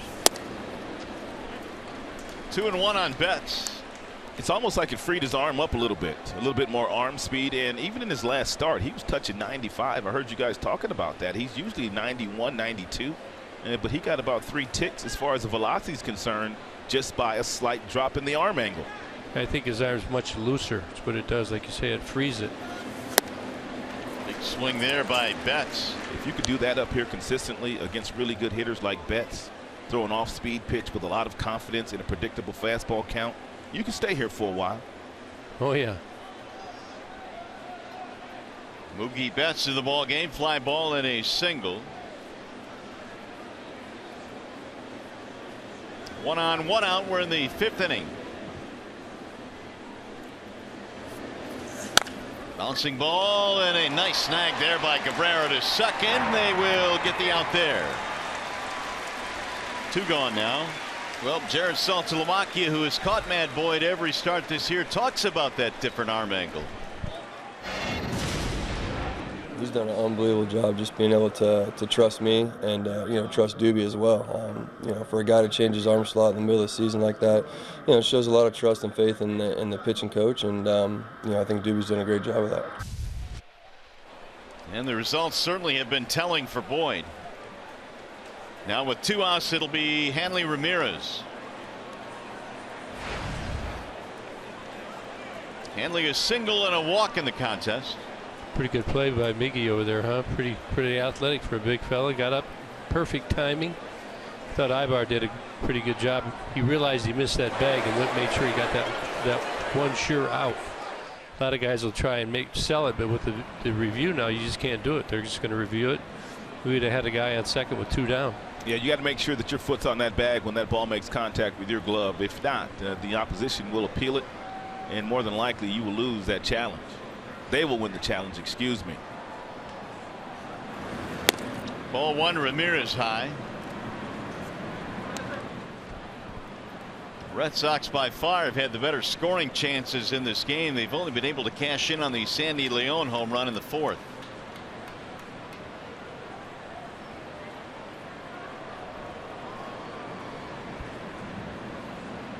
Boyd now is up to 81 in the pitch count, and he'll miss high, and the count goes 2-0. That's what the Red Sox do. Historically, them and the Yankees, they could wear down a starting pitcher. They take lots of pitches. They make sure you throw the ball over the plate. Very seldom do they leave the strike zone, and that's why they've got the best offense on the planet right now. I heard you earlier talking about Chili Davis. I remember when Bob Melvin had him, he said Chili, he had a hard time convincing Chili to do it, but he hated to lose him because he did a heck of a job when he was in Oakland as well. He knows what he's doing, as you said, switch hitter. The one thing about a guy like Chili Davis is he knows what it's like to struggle from both sides of the plate, being an outstanding switch hitter, but you also struggle at times. So not only can he help the left-handers with their swing, but he can really help the right-handers with their swing as well. When he was younger, he didn't have that much power, so he can help the table setters, and then he can help the big boppers too. He understands that it takes time for that power to develop. 2-2 now on Ramirez. Give you a quick question for you. Ruben Amaro Jr. has been in the front office in Philadelphia for the last number of years. How much of an adjustment is for him now to going over to third base, trying to give signs and not allow the team to steal him when everybody's trying to steal signs? I would say that first base, it took him a while, but he probably hasn't been at third base maybe since spring training. And I would definitely be glued on him when he was giving signs for sure, because he's probably not quite as smooth as Butterfield was. Hasn't done it as much, and you feel it when you're putting a sign on. You feel it inside you, just like when you're bluffing at poker, huh? Swing and a miss. Absolutely. Ramirez is out of there, and the side is retired. No runs, a leadoff single, 1 man left. And Tigers baseball this afternoon presented by Bell Tire.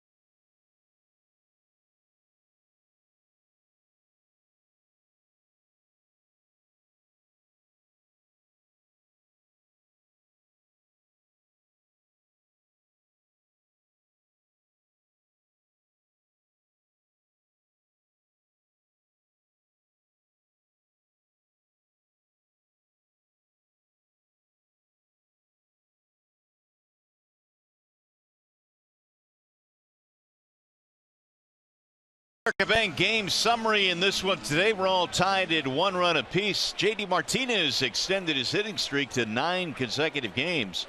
Sandy Leon, man, having a good season series against the Tigers. He's homered to tie this ball game in 1, and back to work goes Clay Buchholz. I wanted to finish that thought that I had on Buchholz last half inning, talking to Jared Saltalamacchia. Salty said when he caught him, when he was wearing the Boston Red Sox uniform, he was in the Cy Young conversation a couple of years with the fastball that got to 98. He would also cut the fastball, nice curve, nice slider. And he said he learned a split-fingered fastball in 1 day from Josh Beckett and then started throwing it that night. So we've seen Buchholz good. Obviously, he's been pitching in the bullpen most of this year, but we've seen guys also go to the bullpen for a spell and then kind of regain some of what they had when they were in the rotation. I think 0-2 on Romine, and down he goes swinging. I think a lot of when you get to the bullpen, though, it's such a short spurt. You can just let it all hang out. Where you're a starter, I think many of them pace themselves, and again, they have to get ready quickly. You know, they're not used to that. The phone rings. Is it for me? Is it not? Gives you a little blood flow, right? You get a little excitement, little energy, and then it's not you. And you go back to watching the game, then it happens again. I think many bullpen guys learn to really love that feeling. Here is Alex Presley with 1 out. Lines one into right field, base hit. 1 out single for Presley. Presley's always been known as a guy that has good wheels. We'll see if he wants to test Doc Holliday. We know Doc Holliday can throw. It depends on whether he gets a really nice ball here from Buchholz. That fastball, 4-seam variety, right down the middle. Yeah, not much movement on that. Presley nailed it. I really liked they had the hit and run there. How about that play with the replay play? Umpires got it right. They did get it right, and that's where I guess we find out that replay does work and certainly needed to be in that situation. Ball 1 to Kinsler. In a couple of fly balls to center field, 0 for 2. Just watch, we're looking at signs here. He's smooth, isn't he? Yeah, well, Clarkie's been doing it for how long? He doesn't feel anything when he puts a sign on, but I think Ruben tomorrow, he might feel it. Like I was saying, if you're bluffing somebody at the card table, do you feel anything at all, or are you just the same?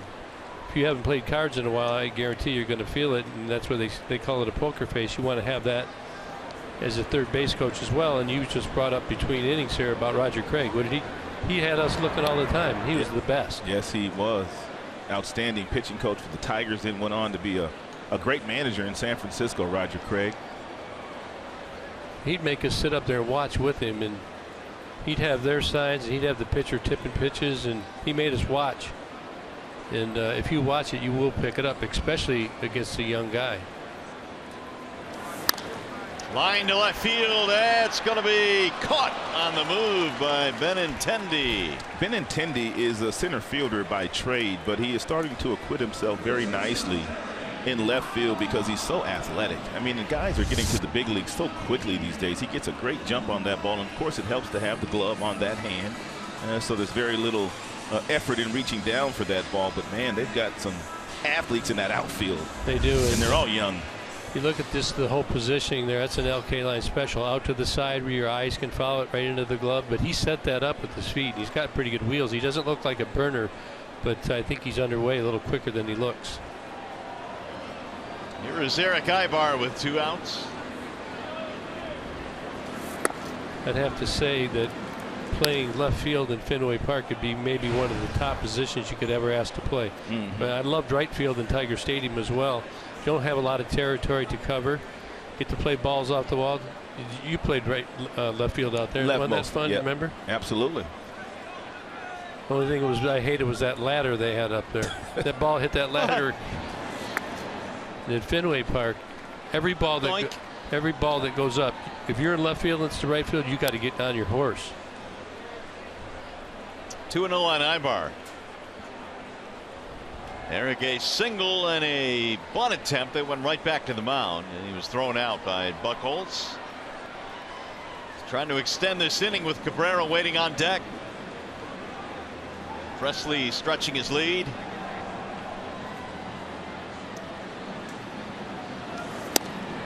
Up and in. Now it's 3-0. It'd be taken. Miggy on deck. You just hope that he gets a walk right here. You have first and second, 2 down, and Miggy is due.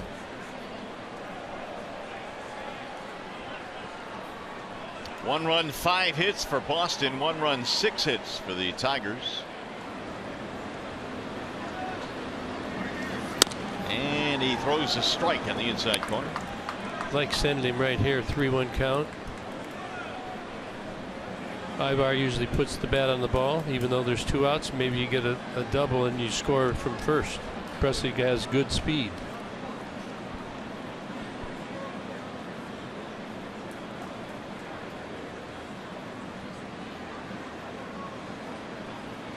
Runner goes, and a bouncing ball to second. Right at Marrero, and that'll end the inning. No runs, 1 hit, 1 man left. 5 in the books. Still 1-1.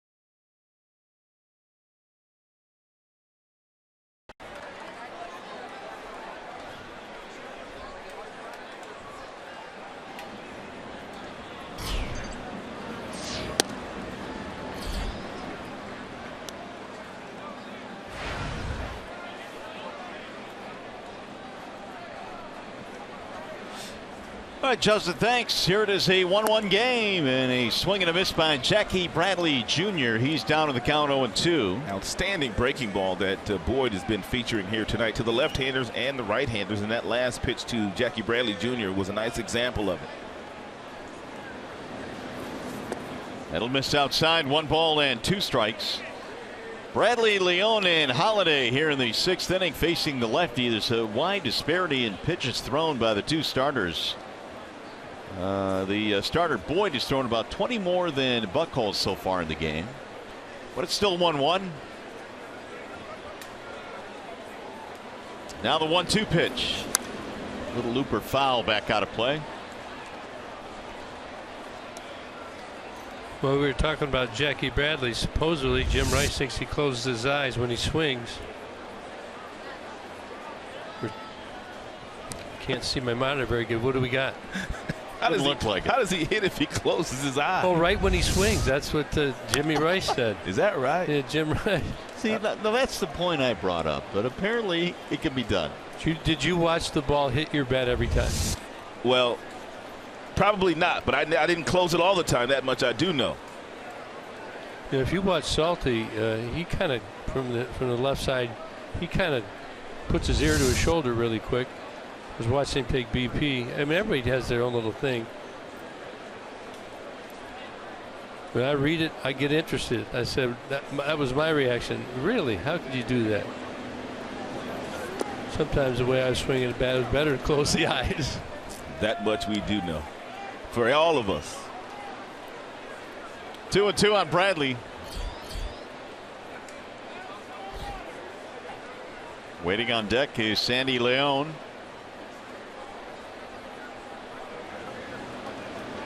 Here's the 2-2. Pulled foul. And Bradley getting a steady diet of breaking balls. And from Boyd. I don't know if Boyd or Salty will do so, but after 4 or 5 breaking balls in a row, might not be bad to come back with a fastball. I doubt very seriously if Jackie Bradley Jr. will be able to catch up to it, because subconsciously, and that breaking ball has got to be in the back of his mind. You think the fastball will down and away? Either way for me. Coming Gonna in. get it too. He went in with it. Did he miss with it though? I like the call though. I like the fastball there after all those breaking balls in a row. I found when you get that breaking ball in your mind that if they throw that one on the outside corner, it just surprises you and it's by you. You can't react. Yeah, they wanted that one in. This will be the 9th pitch in this at bat for Bradley. Little chopper to the second baseman, Kinsler. And one gone. Check in now with Johnny Kane.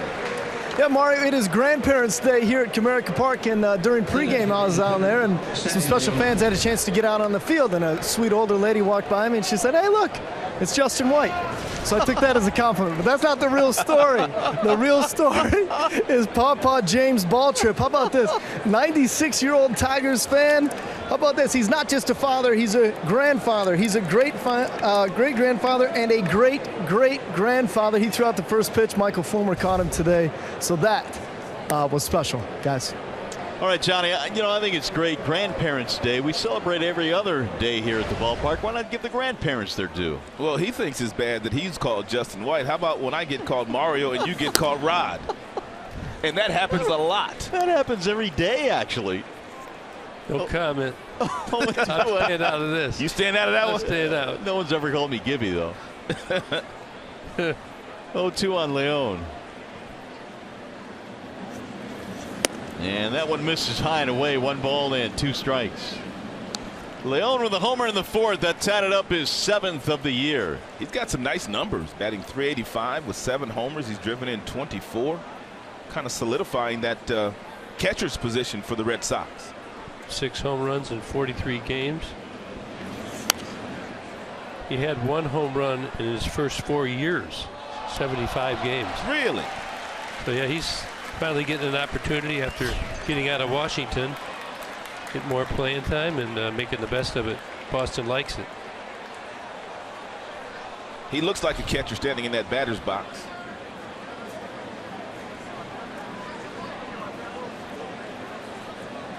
Here's the 1-2. Drilled to center field. And that's going to be run down by Romine out there. How about how smooth Romine is out there in center field all of a sudden? He's feeling relaxed, huh? Good athlete. Good athlete. I just love the way he comes to the ballpark every day. He doesn't know where he's going to play. It could be center. It could be left. He told me today, Brad told him when he left the ballpark, you're either going to be in center field today or left field today. So he had an idea to bring his outfielder's glove. But there are many days where he doesn't know which glove he's going to use. And he never complains about anything. No, he doesn't. Didn't you find it hard, though, to move from left to right? I was pretty much right to left. Yeah, ball slices in different directions. Yeah, it's an adjustment. That one's lofted down the left field line, foul. And then on the one side you get your glove on the foul line and the other you don't.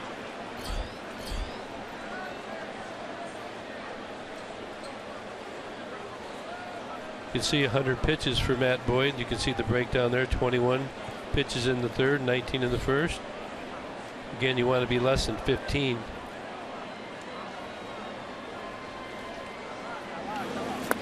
Swing and a miss. 0-2 on Brian Holiday. Really finding that breaking ball, throwing that a lot more here late in the game. Yeah, first pitch was a real nice curveball. And to prove your point, then he came back with a fading changeup. Do they go upstairs with a piece of cheese here to try to finish him off? Above zone. Alex Wilson warming up in the Tigers bullpen. Way high to the backstop it goes. Too high. get crossed up there? No, I think they wanted it up, I believe. Here's our high-speed pitch brought to you by Xfinity. 95 the high, 72 the low. Generally always the curveball's the low, isn't it, Ron? Exactly. 2-2.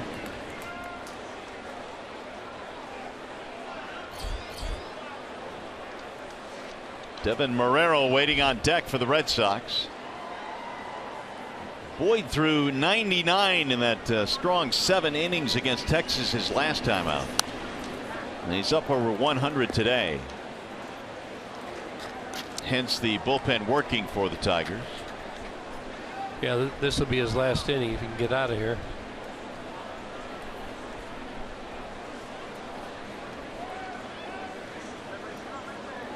Holiday 2 fly ball outs. Again the 2-2. Little pop-up foul back out of play. Watch it, watch it.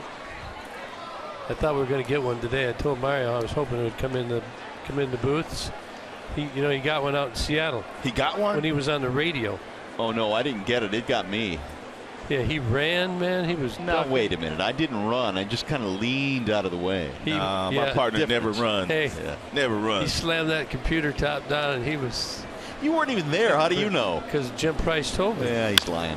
There's a line drive to center field, and Romine's going to cruise over and make that play. 1-2-3 inning. We go to the bottom of the 6th. We've had some plays on the field. We've had some plays in the stands. Nice catch.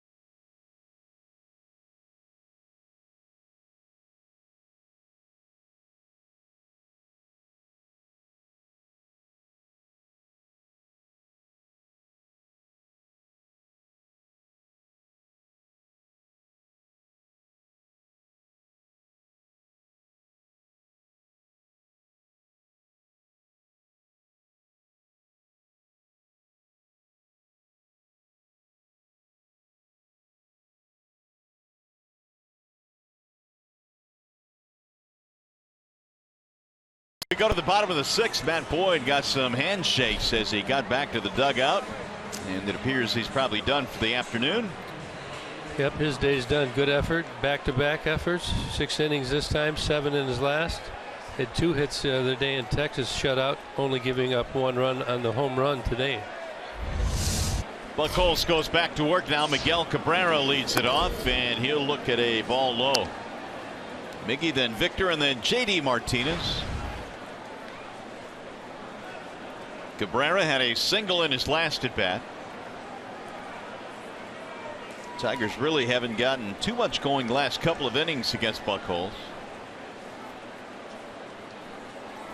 Oh, up and in, and that hit Cabrera. It's a breaking ball. Got away from Buchholz. He'll put the leadoff man on.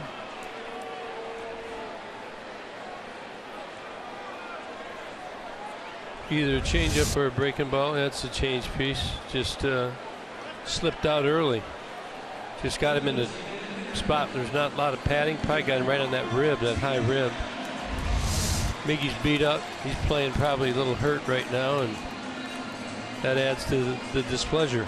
His bicep is still bothering him a little bit, at least when he does swing and miss. Here's Victor Martinez, who has a ground out and fly out. They'll play to pull on the infield against Victor. His serve went down that left field line.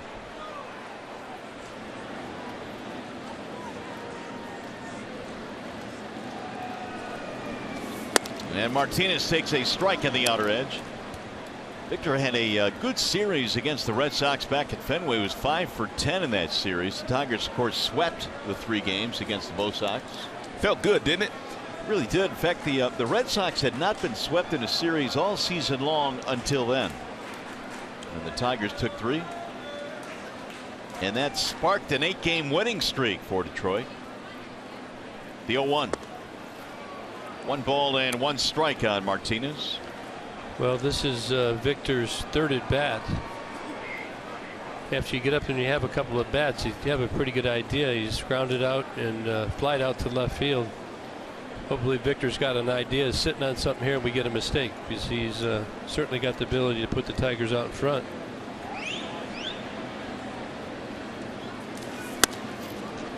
Didn't even sniff at that ball inside, looking at something over the plate. Were you a guy that cheated on pitches sometimes, Rob, when you get ahead in the count? I like balls inside. I looked in or third. I mean, I really didn't think about right field all that much until it was 2 strikes, or I knew a guy was going to throw me a breaking ball because runners were in scoring position, and you kind of knew who those guys were because you kind of studied them throughout the course of the game. And pitchers do get in patterns. Especially if you can get that breaking ball up and out over the middle of the plate, because many times they want to throw a strike with it. Popped him up. Shallow left field. It'll be the shortstop Bogarts going back. 1 gone.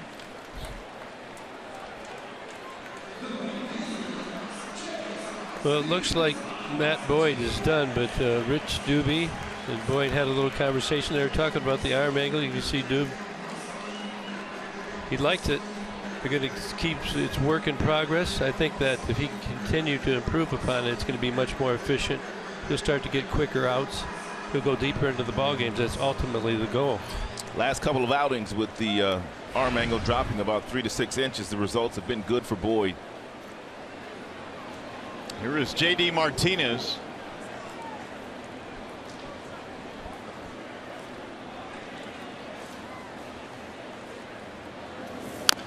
He'll swing, little tapper foul at home plate.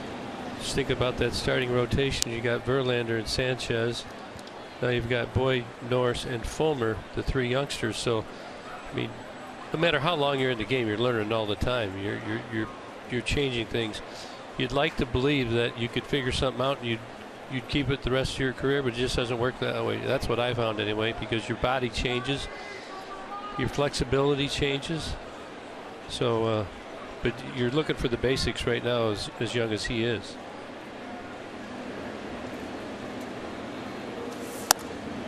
A little bit outside. 1 ball and 1 strike. And it looks like Buchholz just kind of teasing the Tigers with the fastball, only to put that thought in their mind to get back to something softer, whether it be the changeup or one of his other off-speed pitches. We'll see if he doubles up with the fastball here to J.D. though.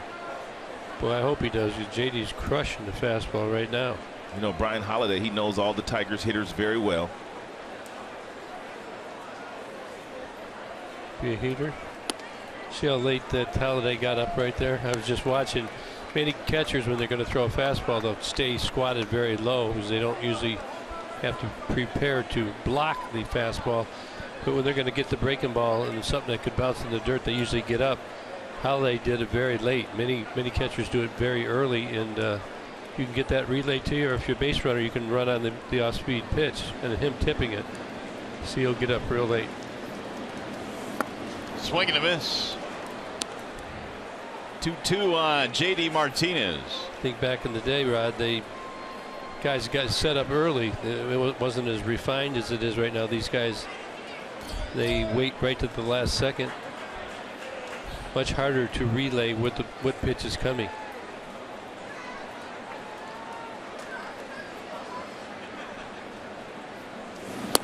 Ooh, he chased out of the strike zone there, and down he goes.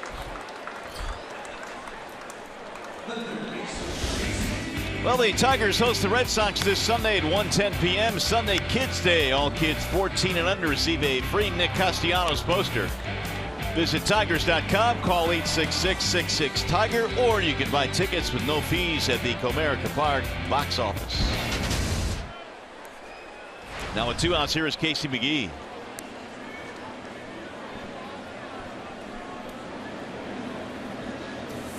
And McGee looks at a ball outside. Heard you guys talk quite often, Gibby, about the fact that every now and then you kind of peek as a batter to try to feel where that catcher is. It used to be a lot easier before all these cameras were in play. Now you start to peek at catchers, they'll find you as far as those cameras are concerned. So guys don't do it as much as they used to. That and the shadow. The sun's out, the catcher's shadow. But again, Holiday, he moves very late. I mean, you used to casually, Mario, just kind of like you. Before you take your swings, you're just kind of looking back and forth and looking. That right eye, you're kind of peeking back to see if you can see where that catcher is. But now if you try to do that stuff, the camera will find you, and then when the opposition finds out, that ball will find you in the ribs. It'll find you in the ribs, all right. Here's the 1-1. Swing and a miss. 1-2 on McGee. Haven't seen many dust-ups this year for guys even relaying signs from second base. It used to happen a lot. Somebody was always accusing the other team, but I haven't really seen it. I watch guys all the time. Maybe a little bit of a lost art, or they just don't feel it's important to do it.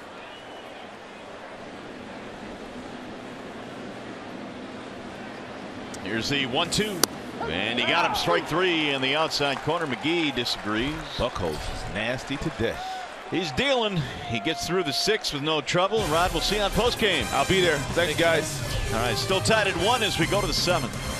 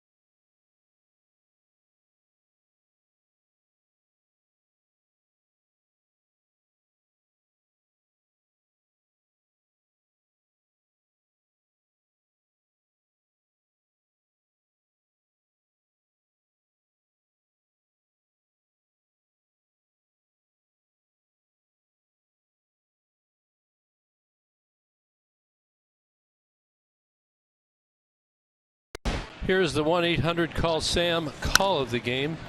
2 times in the first. They got Jackie Bradley. Trouble on the bases again in the 3rd. First and 2nd.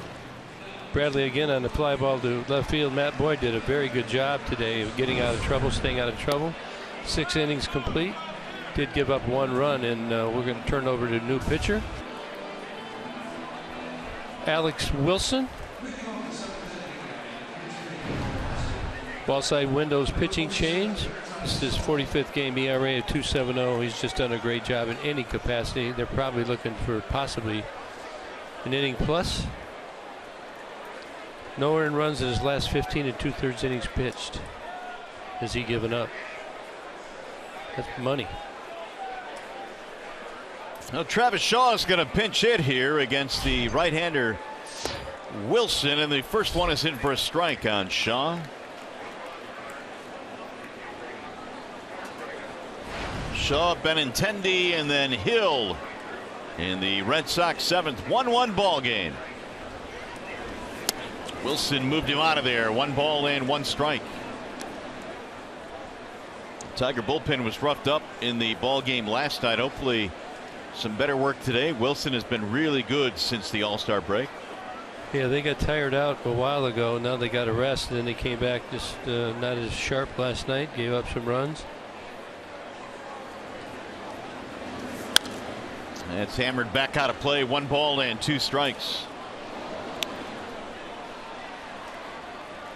106 pitches from the lefty Boyd in this game. And now he'll turn things over to the bullpen. He'll get a no decision. But another good outing from the Tigers lefty.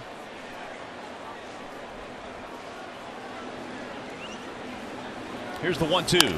Bouncing ball to first. That is a fair ball. Nope, foul ball. They hit the chalk. Did not go over the bag. Says first place umpire Jerry Lane.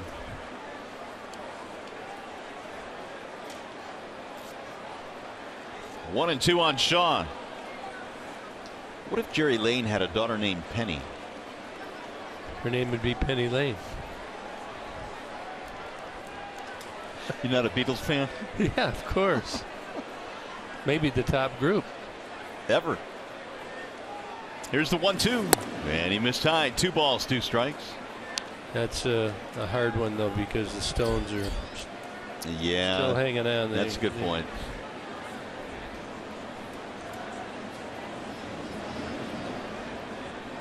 Where do you stand on the meat puppets? Don't stand at all on them. Where do you stand on the meat puppets? I want to know where they rank on your list. 3 and 2 on Shaw. Not very high. Have you ever heard him? No, have you? Yeah. Give me some insight. Not very high. There's my insight. 3 and 2 on Shaw. Talking to the wrong Gibson about that.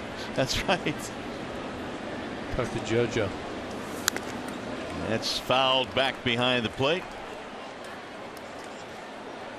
Benintendi and then Hill. These are the 8, 9, and 1 hitters facing Wilson here in the 7th.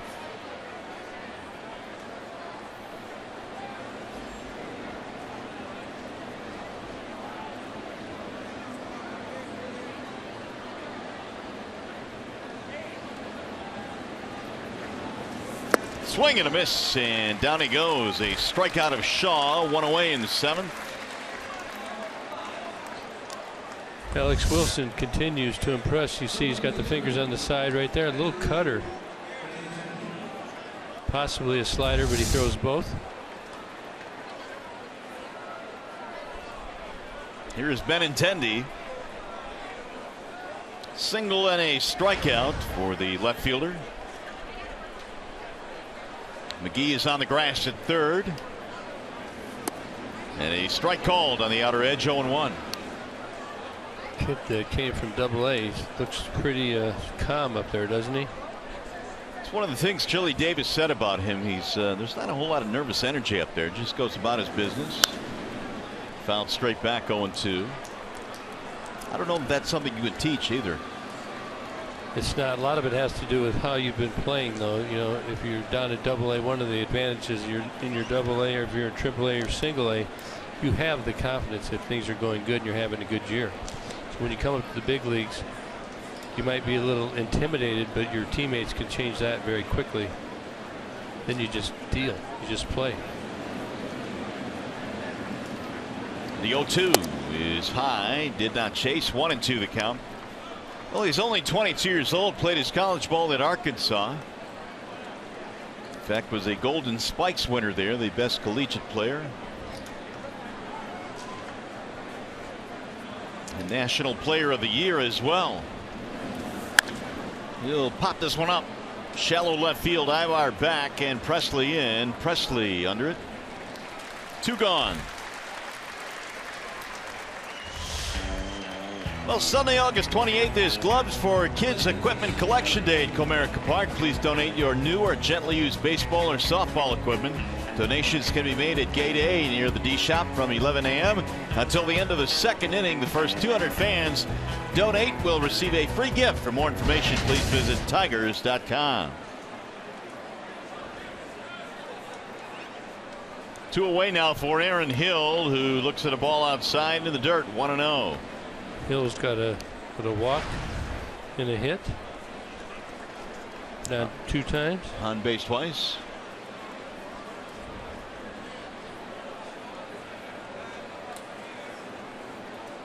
One run, 6 hits for the Tigers. 1 run, 5 hits for the visiting Red Sox. On the outer edge, a strike called. 1-1. So, having pinch hit Shaw, I would expect he may move over to third base and Aaron Hill may go to second.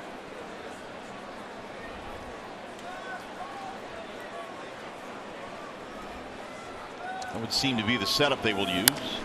That's flared in the air to shallow right field. Kinsler backing up, and it's going to be a 1-2-3 for Alex Wilson. Nice work here in the 7th.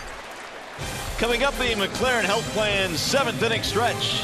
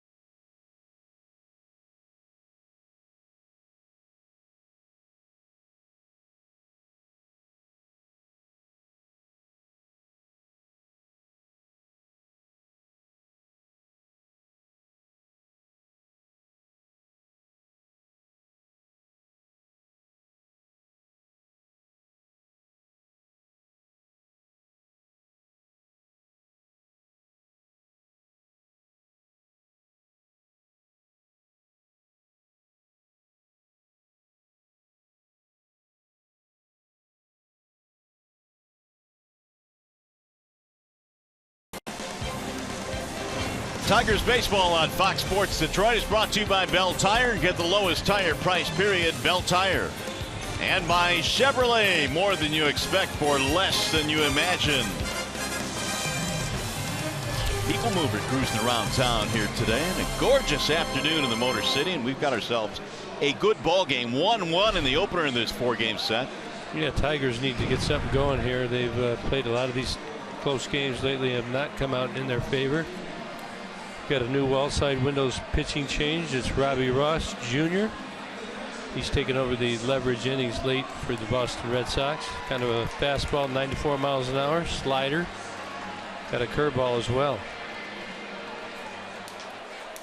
See, Travis Shaw is now stayed in the game after batting. Moved to third base. Aaron Hill is moved over to really his natural position of second base. Here is Saltalamacchia to lead it off. And the first one from Robbie Ross is in for a strike. 0-1. Salty, then Romine, then Presley, bottom 3 in the Tigers lineup. John Farrell opting to go to the lefty. Salty is better against righties. So is Romine, and Alex Presley is left-handed, so Boston wants to go with those matchups.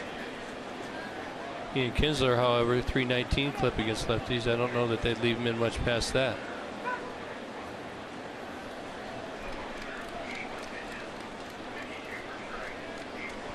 This ball game has been tied since the 4th inning when Leon hit a home run to tie it at 1. Tigers got a run in the 2nd. Sac fly by Saltalamacchia. Here's the 0-2, and it missed outside. 1-2. Robbie Ross came into the big leagues with the Rangers, had a couple of really good years out of their bullpen. And that's hit in the air toward left field. Moving over is Benintendi. One gone. Just missed it. We'll bring up Romine.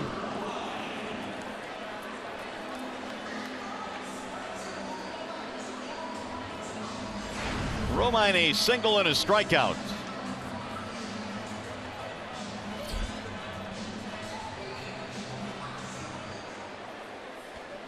Well, the Tigers again in a tough stretch right here. They've got Cameron Maben, who's had a great year on the DL. Slice to center field. Bradley is on the move to make the basket catch. He glides pretty good, doesn't he? Smooth as silk out there. Just kind of glides nice and easy. He's got it all the way out to the side. Only 5 pitches so far this inning for Robbie Ross. Tigers attempting early.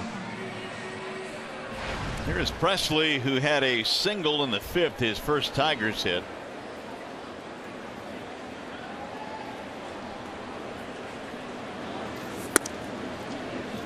A little bit outside, 1 ball and no strikes. Boston trying to deter. You see in on the corners right here. Want Presley to swing the bat. Taking away the bunt. 1 ball, 1 strike. Presley had some big league time with Milwaukee this year. That's where the Tigers acquired him from. He batted just .198 with Milwaukee.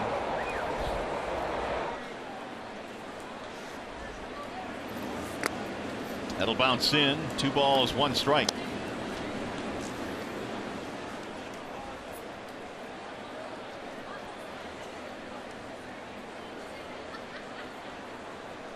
Presley should get on. I think you want to force the issue. 2 down.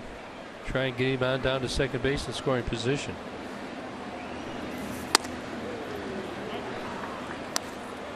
Nasty little slider there on the outside corner.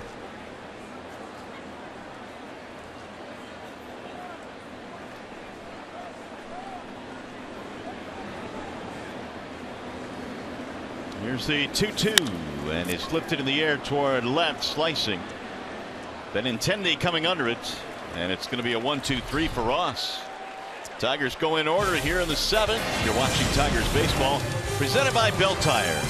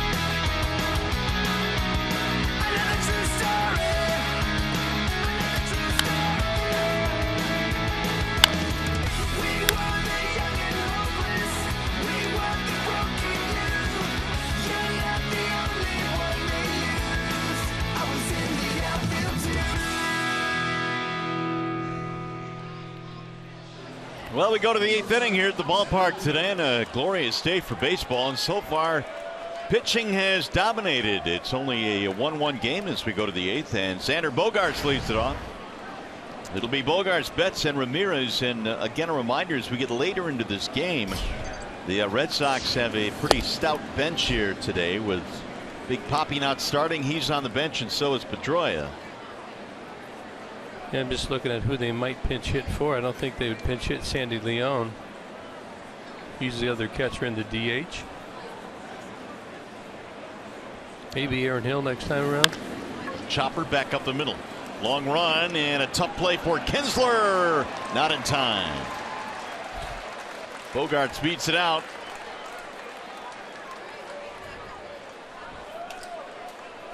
Slugged it out up the middle. Ian had to go fire to his right. Good attempt, but Bogart's speed is too much.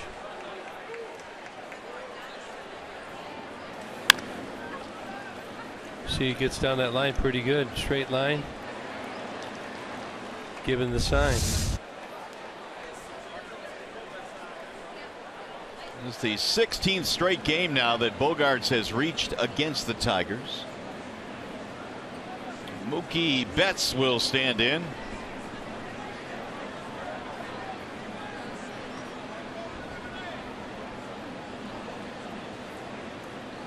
Hopefully it hits a ground ball. You're going to need that double play. Fouled back out of play. We check in now with Johnny Kane. Yeah, Mario, I know you guys have talked a lot about Mookie Betts, and he's in the American League, obviously MVP discussion. John Farrell said, I'd bet him 3 times in my lineup if I could, but obviously he can't. And you look at his numbers over the last 3 AL MVPs with Miggy, Trout, and Donaldson, and his numbers compare favorably. And what John Farrell said about it is, listen, he's unique, he's intelligent, he seeks information, and then is able to apply it. And he's very routine-oriented, and obviously he's found that success and has been able to sustain it.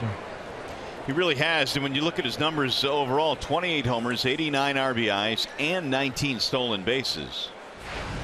That's pretty complete. It is, and also a good outfielder as well. So he will make his bid, there's no doubt. Betts a single in 3 at-bats in this game. Got about, what, a month and a half to go. See many guys tiring around the league. It'll miss low and in. 1 ball, 1 strike.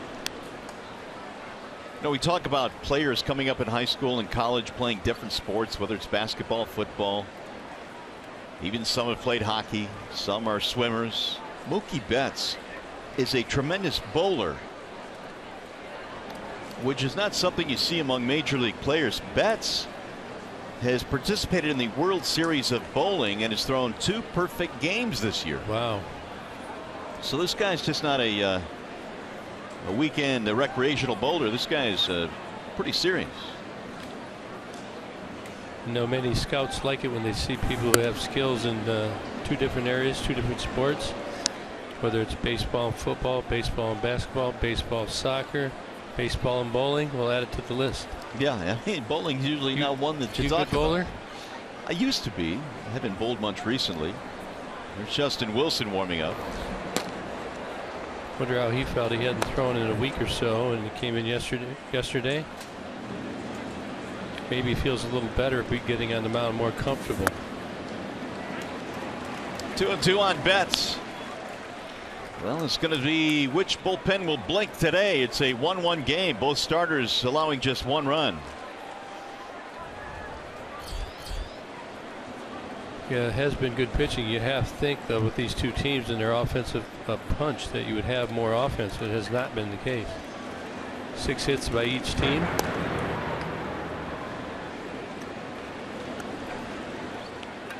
Bogarts has 13 steals, has been caught 3 times. That's why you're seeing all the throwovers.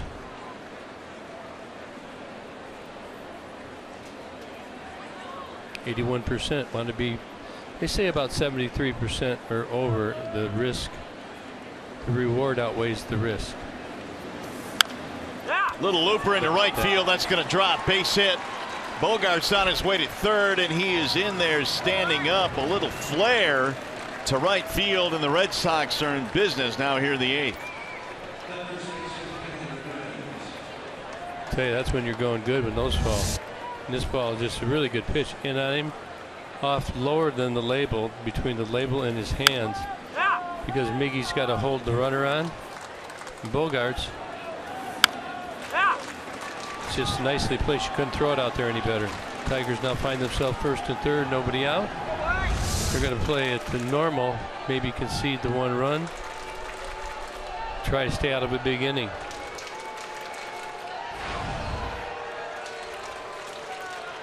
Hanley is single to right, walked, and struck out swinging. A strikeout and a double play would really be nice here. And it is fouled straight back. We're getting closer and closer to the booth, Gibby. Yeah, not close enough. Now you might want to ask the question to yourself, can you concede with this offense the way it's been going in the bullpen ahead? You know, they got Kimbrel, they got Ziegler. So the choice has been made to play for the double play. You got to have the strikeout here or a short pop-up. Ball at either corner you could come home with if you didn't have the sure double play. It's, you know, it's just a decision you have to make. If you bring the infield in, you might get into a whopper of an inning. And like you often say, there is no right decision. It's what the manager feels. Well, I mean, you're trying to have a crystal ball. But I'd rather be coming back from a 1-run game than have a big blowout inning. That's, I think, what Brad's trying to stop. Tazawa warming up in the bullpen. That throw almost got away from Miggy. I mean, it's a way of challenging your offense as well. True. This is 4 runs in almost 4 games the offense has scored. So there's got to be some accountability and some determination to find a way to win this game. There you see the Tigers offense, just 4 runs in their last 34 innings. The 1-1 line back up the middle into center field, a base hit. 1 run scores. Betts on his way to third. He is in standing up, and Hanley Ramirez has broken the tie. It's 2-1 Boston.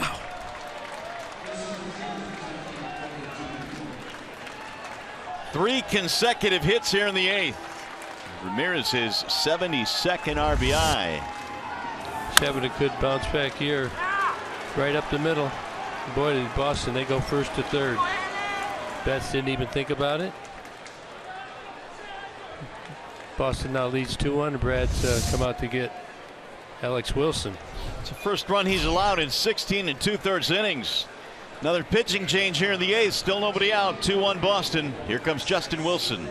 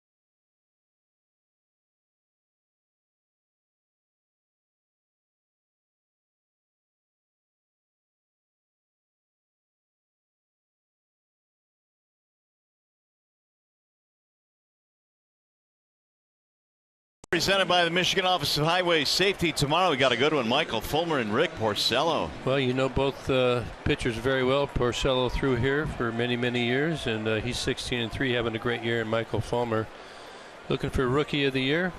leads the American League with the 2.25 ERA. So coverage begins at 6 on Fox Sports Detroit. Join us. Well, Jackie Bradley facing Justin Wilson now. The infield coming in for the Tigers. RBI single by Hanley Ramirez has broken the tie. You got to watch this because if you got the infield in, they can steal the base on you. It's kind of hard to get back and cover, although they have Ibar positioned to where he can get there. See, since the All-Star break has not been good for Justin.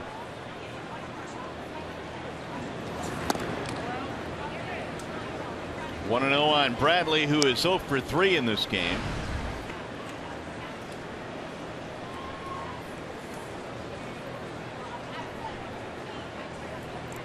Sandy Leon is due up next.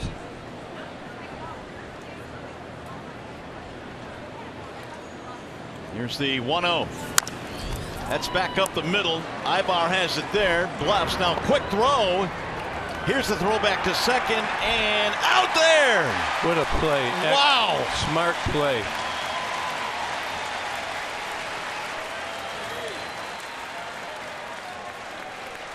It looked like it was going to blow up on Ibar. Well, actually what he did is he got it, he ran the runner back, and he waited as long as he could before he threw it to first, so he knew he could get that guy. Watch him run him. He runs him, he's checking the guy at third, gets him at first, and then the return throw. Ibar gets out of the way. And Kinsler puts the tag on. Ramirez right there, he should have got down there quick. He was just standing there. And if you look at everybody was looking at the third base runner, every one of them. Bradley doesn't like it. That's a good play, well positioned, good veteran play right there. Stayed calm, got the double play. Huge rake there for the Tigers, and now Sandy Leon with 2 outs and a man at third. So that's a 6-3-4 in there for a strike. 6-3-4 double play. 6-3-4, correct. I think I'll put CDP. Of course you would.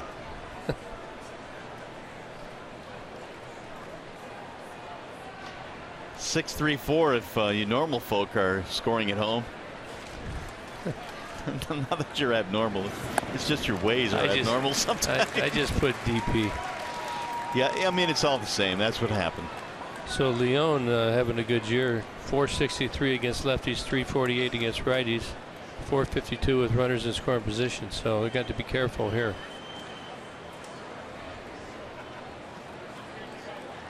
Two outs, runner at third. 0-2 on Sandy Leon.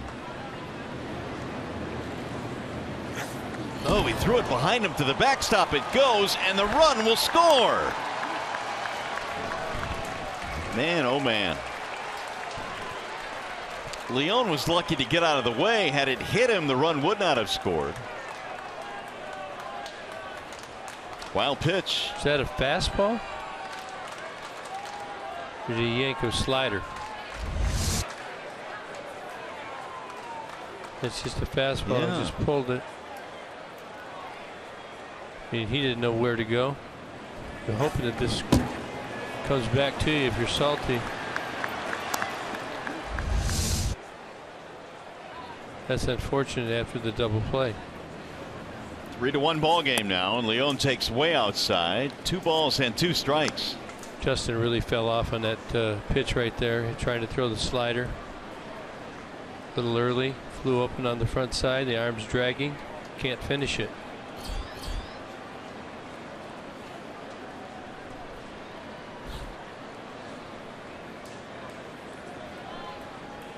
Holiday waiting on deck. Bases empty now. 2 runs in for the Red Sox. 3-1.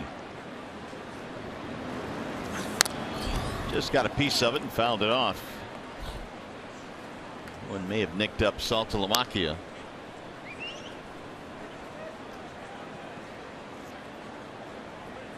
What a huge play after the Tigers got the double play. Yeah, again, you know, Brad was playing for the 1 run, hoping that they could come back. Now you make it 2, so you need to have a runner and a dinger.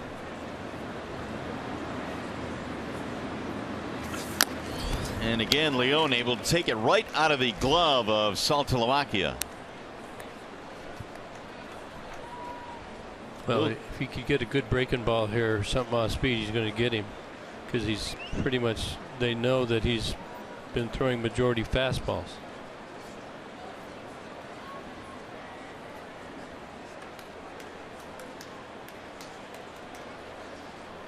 This game had been tied since the 4th inning, and now Boston has gone ahead in the 8th. In the dirt, and the count fills now 3-2.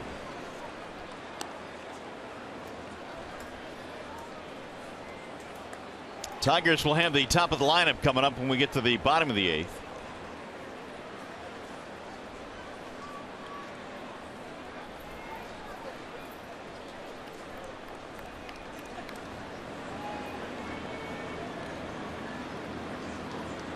Here's the 3-2. Ground ball to third, foul outside of the bag. So Leon continues to prolong this at bat. Yep, Justin at 10 pitches now. Nobody warming up in the Tigers bullpen, so this is his inning to get out of. And he is about to throw his 9th pitch in this at bat. Alex Wilson started the inning, gave up 3 consecutive hits, including an RBI single to Ramirez. Well, the hit to Betts was a dinker. The one to Ramirez was right up the middle, and he walked him. Base on balls for Leon. That'll keep the inning going out for Holiday. It's going to bring Rich Doobie out. Yeah, it looks like J-Dub, his confidence is waning a little bit right here. He's had a tough go at it the last 7 to 10 games. Need a little success to get back on track. Fox Sports Detroit's University Days roll along this summer. Oakland University at Comerica Park on Monday, September 12th. Buy a special ticket package for the Tigers Twins game. Get a special edition Tigers baseball cap in Golden Grizzlies colors. To buy tickets or to get more information, visit tigers.com/OU. Wilson came on last night, allowed the home run to the left-handed batting Alex Gordon. And now Kyle Ryan beginning to heat up in the Detroit bullpen.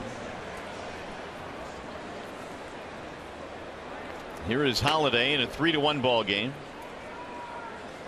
So Bogart starts off with a single, a little dinker by Betts, one up the middle by Ramirez, a double play on a great play, a wild pitch scores Bogarts. Now a walk to Sandy Leon. Holiday is 0 for 3, all 3 times a fly ball. 1 to left, 1 to right, 1 to center.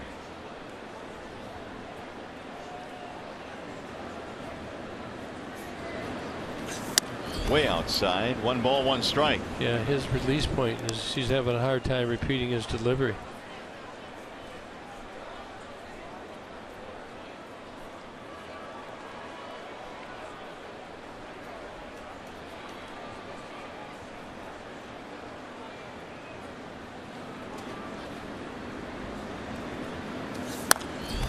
Golfed out of play, 1 ball, 2 strikes on the former Tiger, Brian Holiday.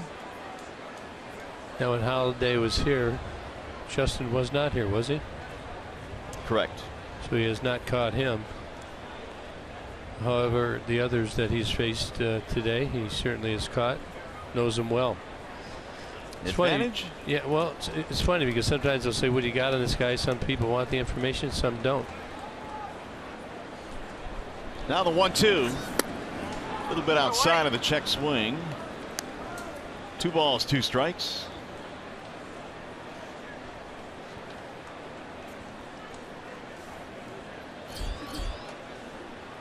Shaw waiting on deck. Leon a short lead at first. Foul away again. I tell you, Boston is relentless. They just keep fouling pitches off, fouling pitches off, fouling pitches off. 16 pitches now. Well, they worked Boyd pretty good. They threw 106 pitches in 6 innings, did Matt Boyd, but Matt allowed just 1 run. Got out of about 3 jams. Alex Wilson came on in the 7th, had a 1-2-3 frame, but then trouble here in the 8th. And he foul tipped it in the glove for strike 3. That'll end the inning. 2 runs in for the Red Sox. They take the lead. Coming up for the Tigers in the bottom of the 8th. You got Kinsler, you got Ibar, and you got Cabrera. 1-2-3 coming up for the Tigers.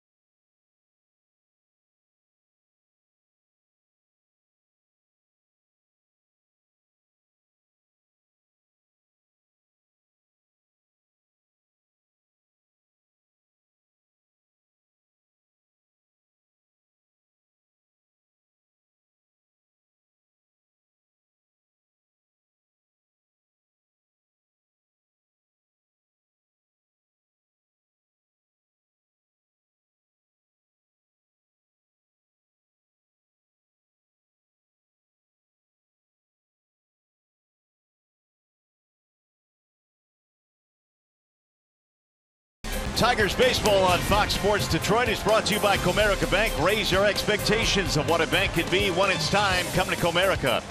Your Metro Detroit Chevy dealers. Visit ChevyDetroit.com to see why Chevy drives the Motor City. Wallside Windows. We can do that. We are the factory. And by Infinity. Visit your local Detroit area Infinity retailer for a test drive today. Back here at the ballpark as we go to the bottom of the 8th. Tigers have some work to do now. They're down 3-1. And they'll have the top of the order up against a new pitcher for the Boston Red Sox. Junichi Tazawa, here he comes, 44th game. Done a good job of closing in prior and now in the setup role. 44 strikeouts, 13 walks. Throws a fastball, split. He's got a very good split finger curveball. Fastball tops out around 93, 76 on the curveball, and the slider is his 4th pitch that he will throw around 80 miles an hour. Kinsler leads it off. Top of the lineup coming up for the Tigers here against Tazawa. And Ian looks at a ball low to get things going here in the bottom of the 8th. Ian in the ball game is 0 for 3. Hit a ball hard his last time up, but lined out to Benintendi in left field.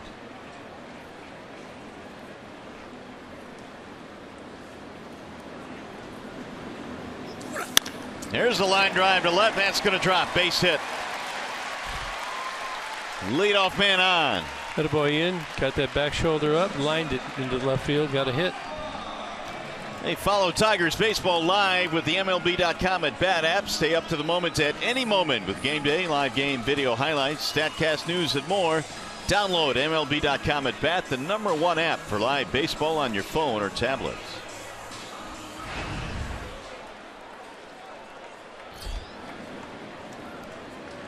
First hit for Ian on this homestand. He's now 1 for 14. Now here is Ibar.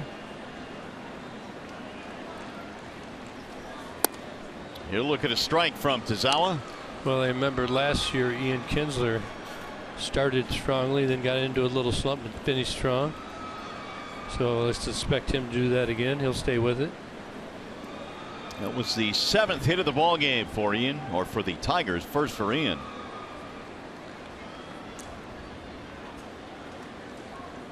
Here's the 0-1. He missed that one. Ibar got quick pitched. He held it and just really went quick to the home plate. The crafty pitchers, they'll do that many times a game. Sometimes when they don't do it, you're thinking about it. They kind of control your mind, take some of your energy away from hitting to determining when he's going to throw.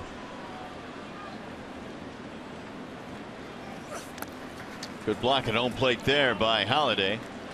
Kinsler will not be going. Tigers down by 2 runs, nobody out. Good block by Doc Holliday. See him get those shoulders over in front in case it bounces. Hard worker, Doc. Tazawa has not nearly been as good on the road as he has been at home. Much better numbers at Fenway Park. Well, that's good news. Hopefully that'll hold true here today. He's behind 2-1. Up high, 3 balls and 1 strike with Cabrera waiting on deck. This is good.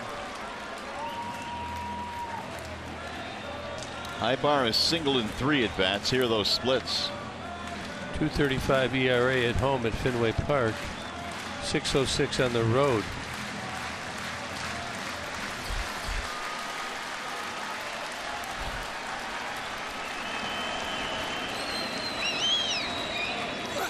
Swing and a miss, 3-2.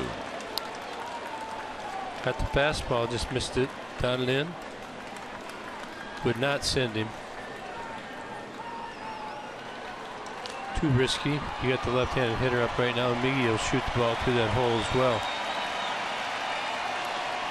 Got Beamart after Miggy.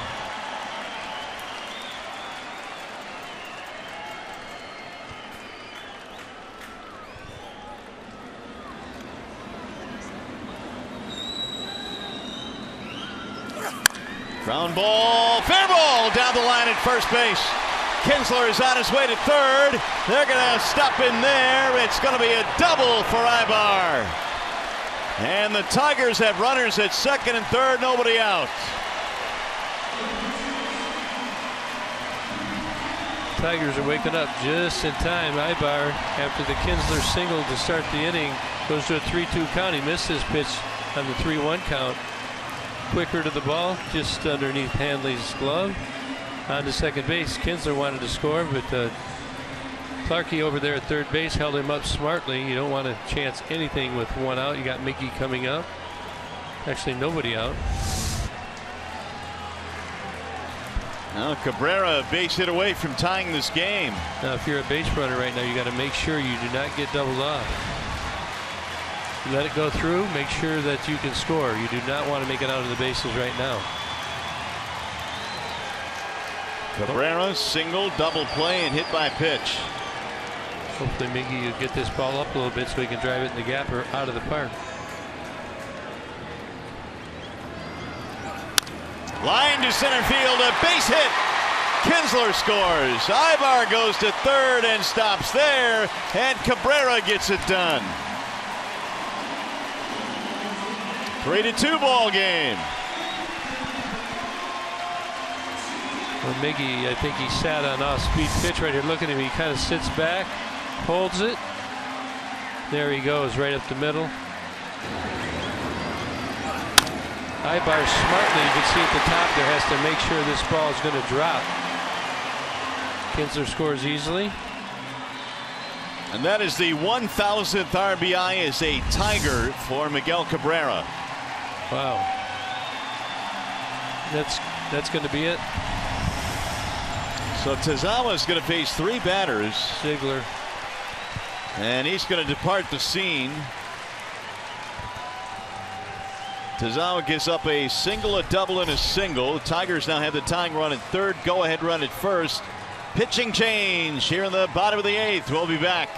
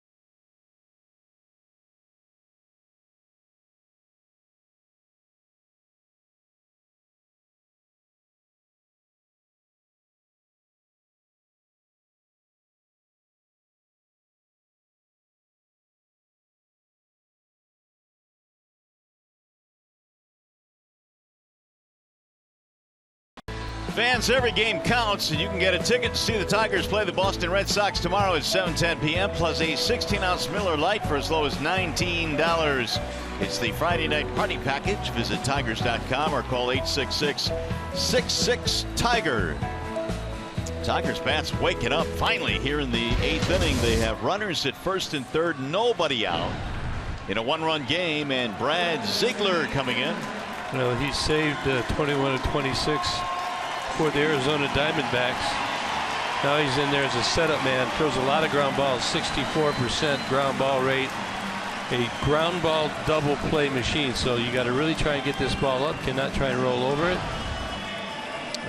He had a year for me in Arizona. He had 21 double plays. Brought him in 1 or 2 pitches later. So you have to try and be patient to get this ball up in the zone. He's going to keep it down, but you just don't want to swing it one below your knees. Usually if you try and pull the ball, you'll hit a double play. If you try to go to the middle, you tend to get the ball in the air more. And Victor is 2 for 5 off him in lifetime. So he knows all the things I just spoke about. Let's put it to play, Victor.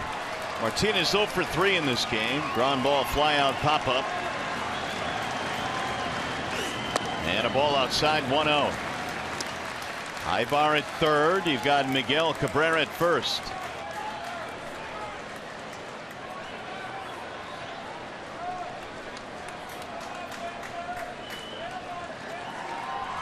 Tazawa started the inning, and now Ziegler. Ross threw a 1-2-3-7. Here's the 1-0. Ground ball, base hit right field. That'll tie the game. Cabrera goes to second. He'll stop there. And Victor Martinez with an RBI single.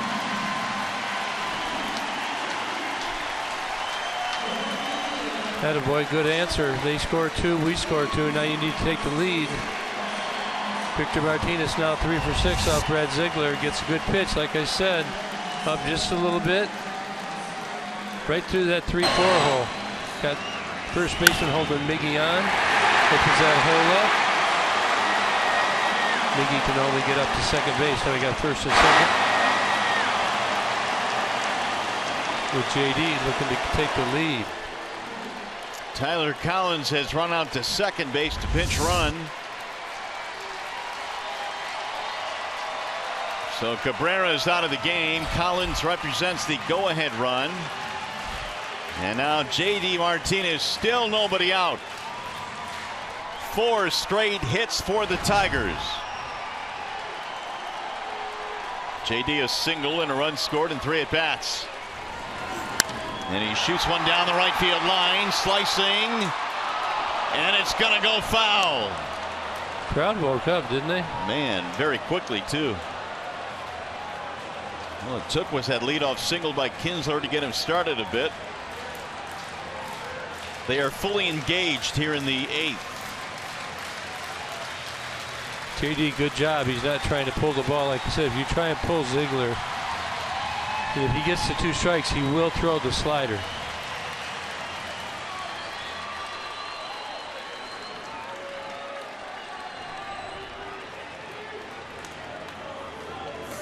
Here's the 0-1.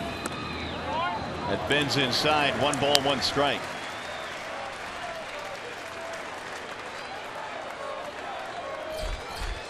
Now Francisco Rodriguez tuning up. Yeah, he'll be coming into the game regardless. Tie game.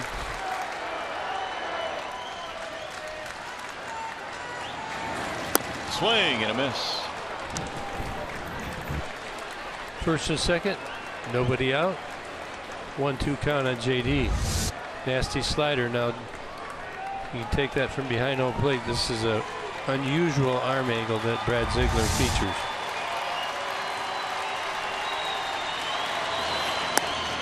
Thought about it, laid off. Yeah, 2-2. Ziegler gets 2 strikes. That first pitch is usually always a slider.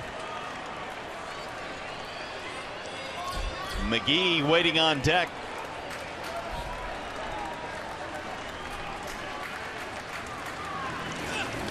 Way outside, 3-2.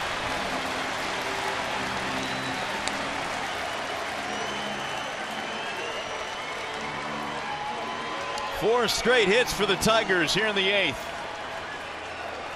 They tied it up, now trying to take the lead. McGee on deck, and Tigers have all right-handed hitters on the bench. And he lost it, ball 4. That's going to load the bases. Red Sox can't get it out. That'll bring up McGee. Got to be patient here. Carl Willis now will come out and have a talk with Ziegler.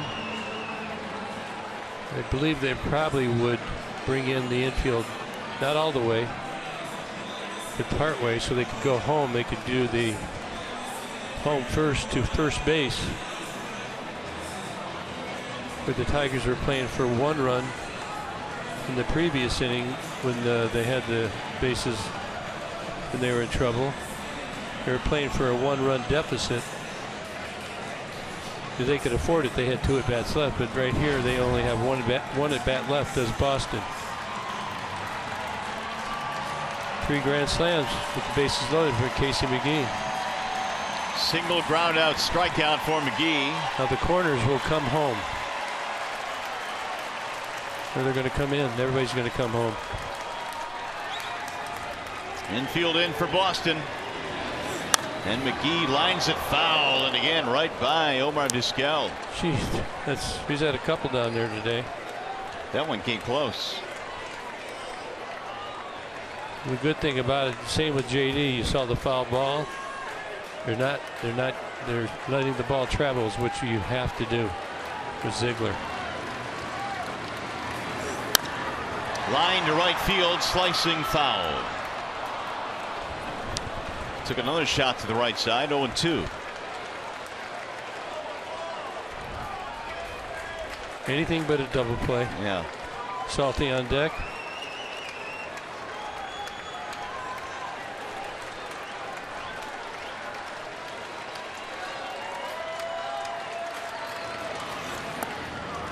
Low, 1 ball, 2 strikes on McGee.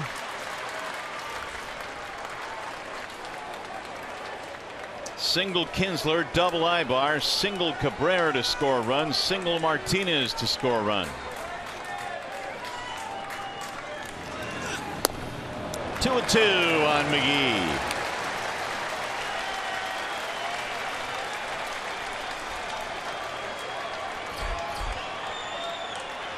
Saltalamacchia lurking.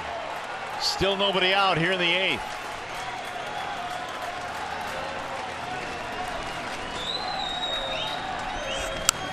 Little pop-up foul back out of play. Good at bat.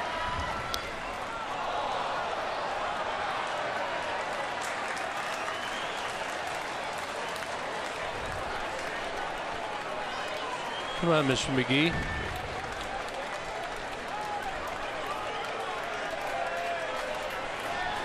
Slider right here. Ground ball towards short. They're going to come home, get one there. No throw to first. He'll get the force.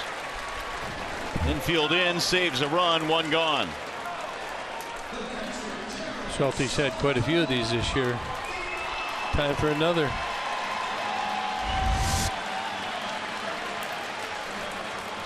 Take a look right here. Infield is in. You see Bogart's on it, takes his time, which actually lets McGee get down to first. They cannot turn the double play. Upton now will come and pinch run at third base.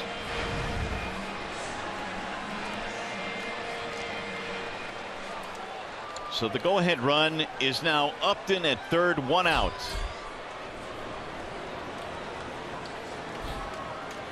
Which means both Cabrera and Victor Martinez now are out of the game.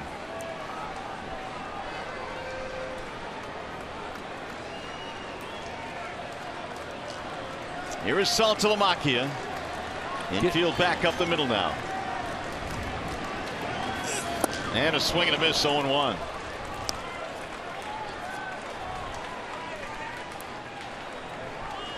Salty hit a sac fly back in the second to knock in a run, then made it 1-0 Tigers.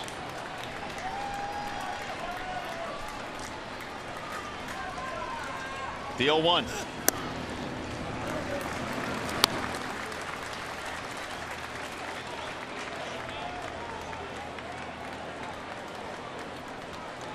Upton, go-ahead run down at third base.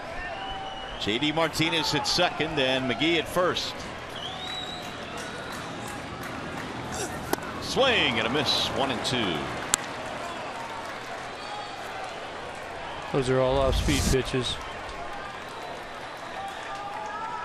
See that ball just disappears. Got to let travel. Come on, Salty.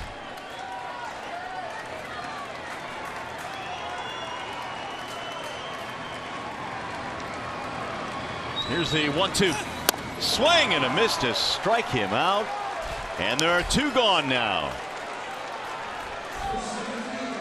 Big strikeout there for Ziegler. Tigers now will send up Romine. See, it's a changeup again. He just kept throwing them. You see the grip by Ziggy.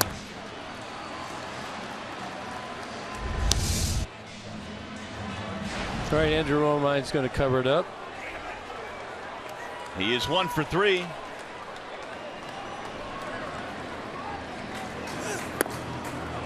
Ball 1. A lot of those pitches are balls to Salty, and Romine looks like a mandatory take right there. He's planned it coming in. He took it all the way. I don't think he'll give in yet. In there, a strike called. Yeah, he told himself he's going to take a strike. See Ziegler throwing that heater inside. That's a sinker heater. That sets up that changeup even more.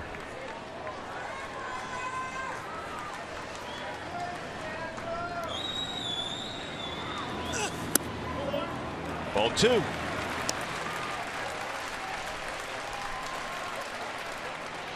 Brad Ziegler, when he was in Oakland, hardly got to face any left-handed hitters at all. Did not have the good changeup that he has now.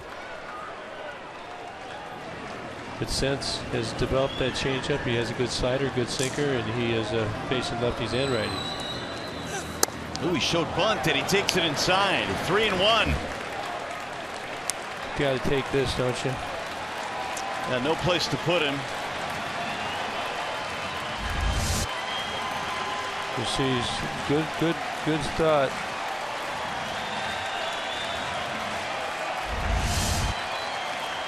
Square around the bunt again. Inside, he walked him, and the Tigers have taken the lead. A bases loaded walk to Romine.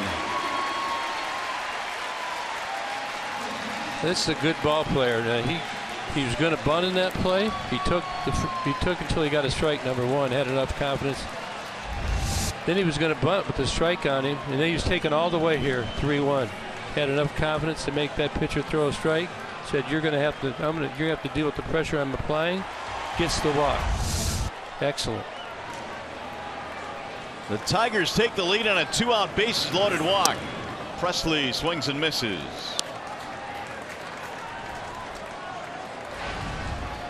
A 3-run 8th inning for the Tigers answers a 2-run top of the 8th for the Red Sox.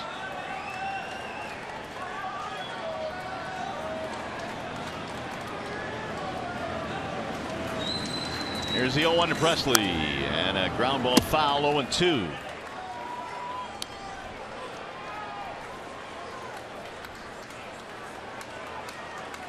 More action again in the Tigers bullpen. Same guy, that's Frankie Rodriguez, who will come in the 9th inning. Be nice to give him a few more runs here. Yeah, some insurance would be nice.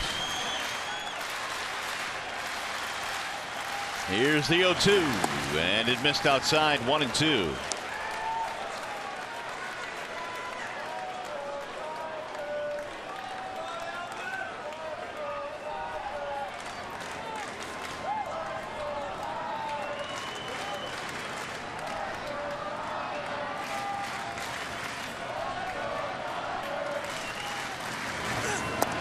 Thought about it, laid off, and the count levels now. 2 balls and 2 strikes. I believe that's another changeup. Seems like the changeups that he's throwing inside to the lefties are unhittable. However, the pitch is away. That lefty's getting a much better look at it, staying off him. 27 pitches now for Ziegler, and 14 of them have been out of the strike zone. And he missed again. 3-2, and walk in another one, would he? Why wouldn't he? Little pacing going on now for John Farrell, who can't be too excited about the proceedings here. I think he's just thinking about, what if he walks and what do I do? He's going to make a pitching change. Here's the 3-2, and a ground ball hit the second base. That'll be gobbled up by Hill. That'll end the inning, but the Tigers come up with the lead. Big 8th inning. They send 9 men to the plate. They scored 3 runs on 4 hits in the inning. Throw in a bases loaded walk as well, and the Tigers will go to the 9th with the lead.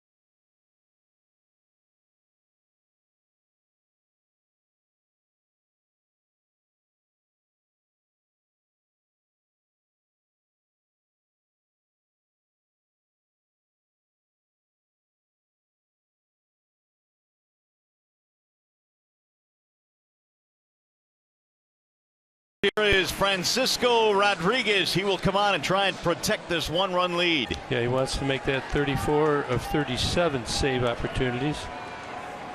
38 strikeouts, 14 walks. He should be rested, fresh, ready to go. Travis Shaw leads it off and takes ball 1. The 9th inning is underway. It'll be Shaw, Benintendi, and then Hill due up here in the 9th.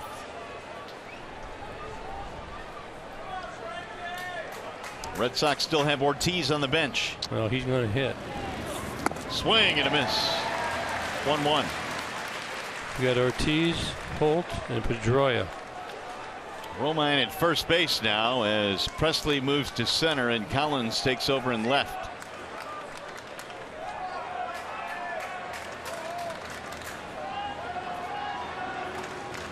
Here's the 1-1. 2 balls and 1 strike. Shaw came out of pinch hit in the 7th and struck out against Wilson. Alex had a 1-2-3 7th inning.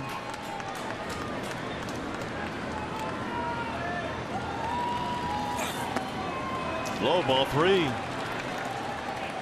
Big Crappie's got his helmet on, so Shaw gets on. You might see him right here.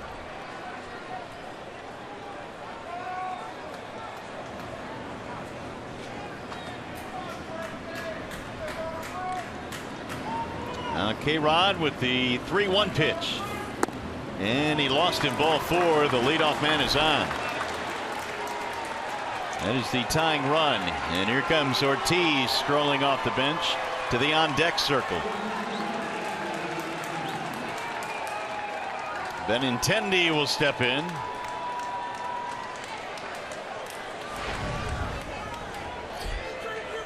He's 1 for 3 with a single in 3 at bats. Got a pinch runner at first base as well. Brock Holt coming out. They're using everybody. And John Farrell has emptied the bench. But you got to try and get back to at least square one, which is a tie game.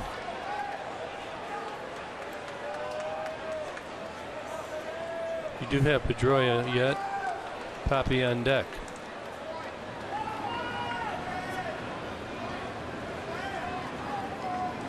McGee and tied at third base. Benintendi looks at a strike on the outer edge. The rookie is 1 for 3 with a single.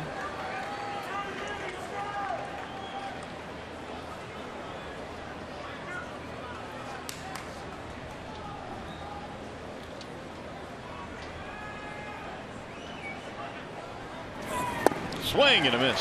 0-2.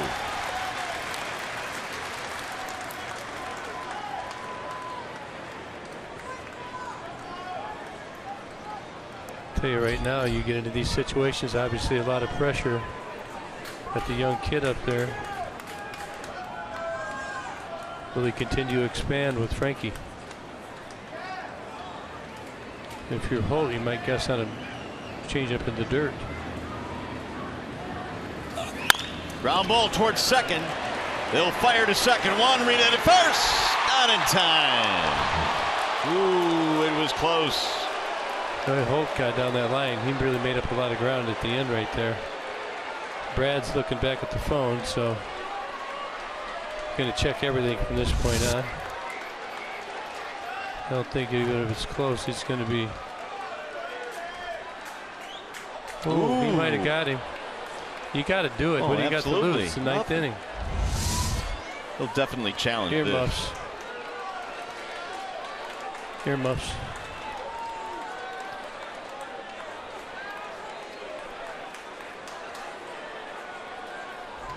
You got to do it. Yeah, yeah.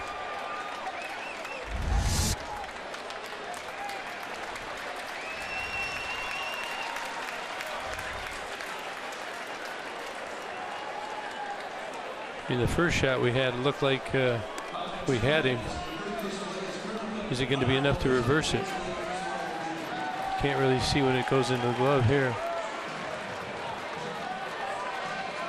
There's always that one shot that is the convincing view. And I think it's this shot right here. Stop. I don't know. Pretty much a tie. Yeah.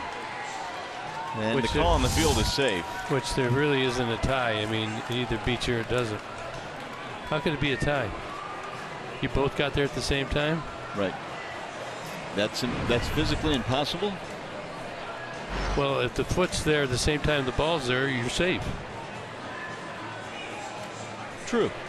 We got another good look here. Let's take a look at it.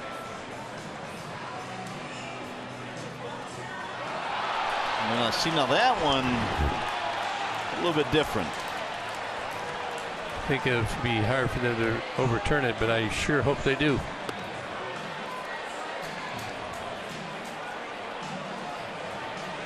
Well, it's certainly either going to be 2 outs, nobody on, or 1 out, a man at first. Ortiz, regardless, is going to bat here. Here's your answer. Safe. Yeah, they're not going to reverse it. Holt really got down that line right there at the end.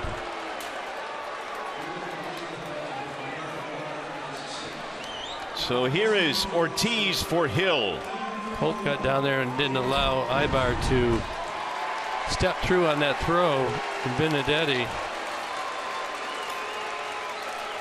Here's Ortiz, a 186 lifetime pinch hitter, 5 home runs and 1 for 6 with the strikeout off of K-Rod.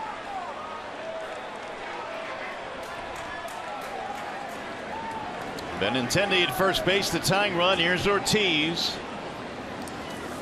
And he shoots one to center field, a base hit.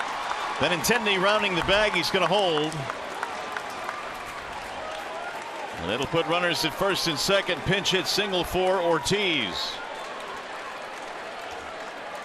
Well, a little drama here, huh? Well, we'll get a pinch runner for Ortiz. He does his job by pinch hitting, and now Pedroia will run for him. Boy, something, isn't it? Well, the last 2 innings of this game have been something else. Here is Xander Bogaerts.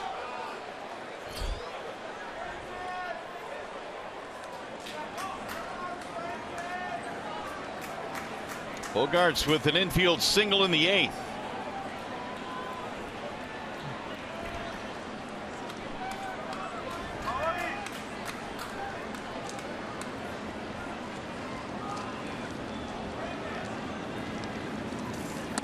Up and in, 1 ball and no strikes. Now, if you're the Tigers, you want to make sure you get at least 1 out. You don't want to try and make a great play. Your inclination is to try and make the play of the game and end it, but you want to make sure you get the first out. You do not want to throw anything away, or you don't want to rush and not field the ball first.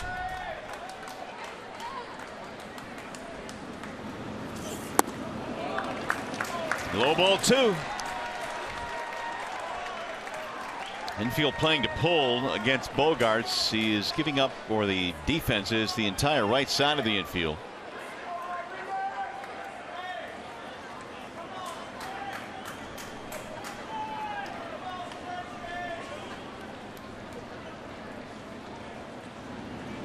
Here's the 2-0 pitch.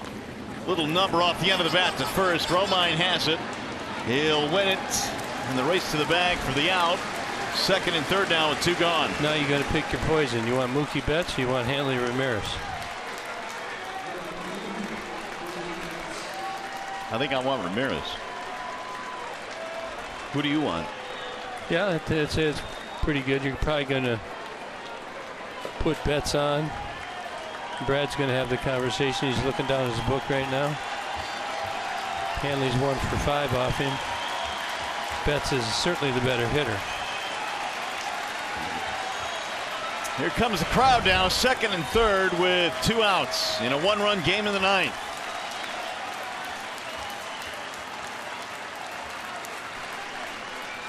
Mookie Betts, 2 hits in the ball game today.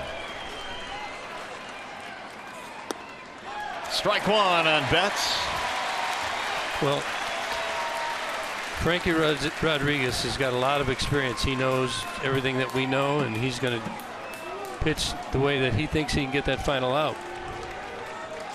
So it appears they're going after Mookie Betts.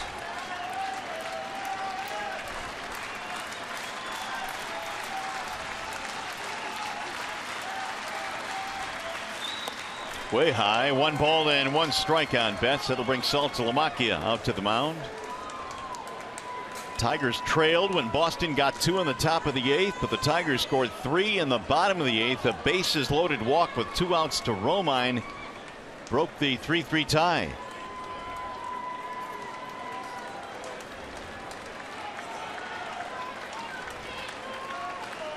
Better than 34,000 fans in attendance here today. They want to see Frankie get the final out.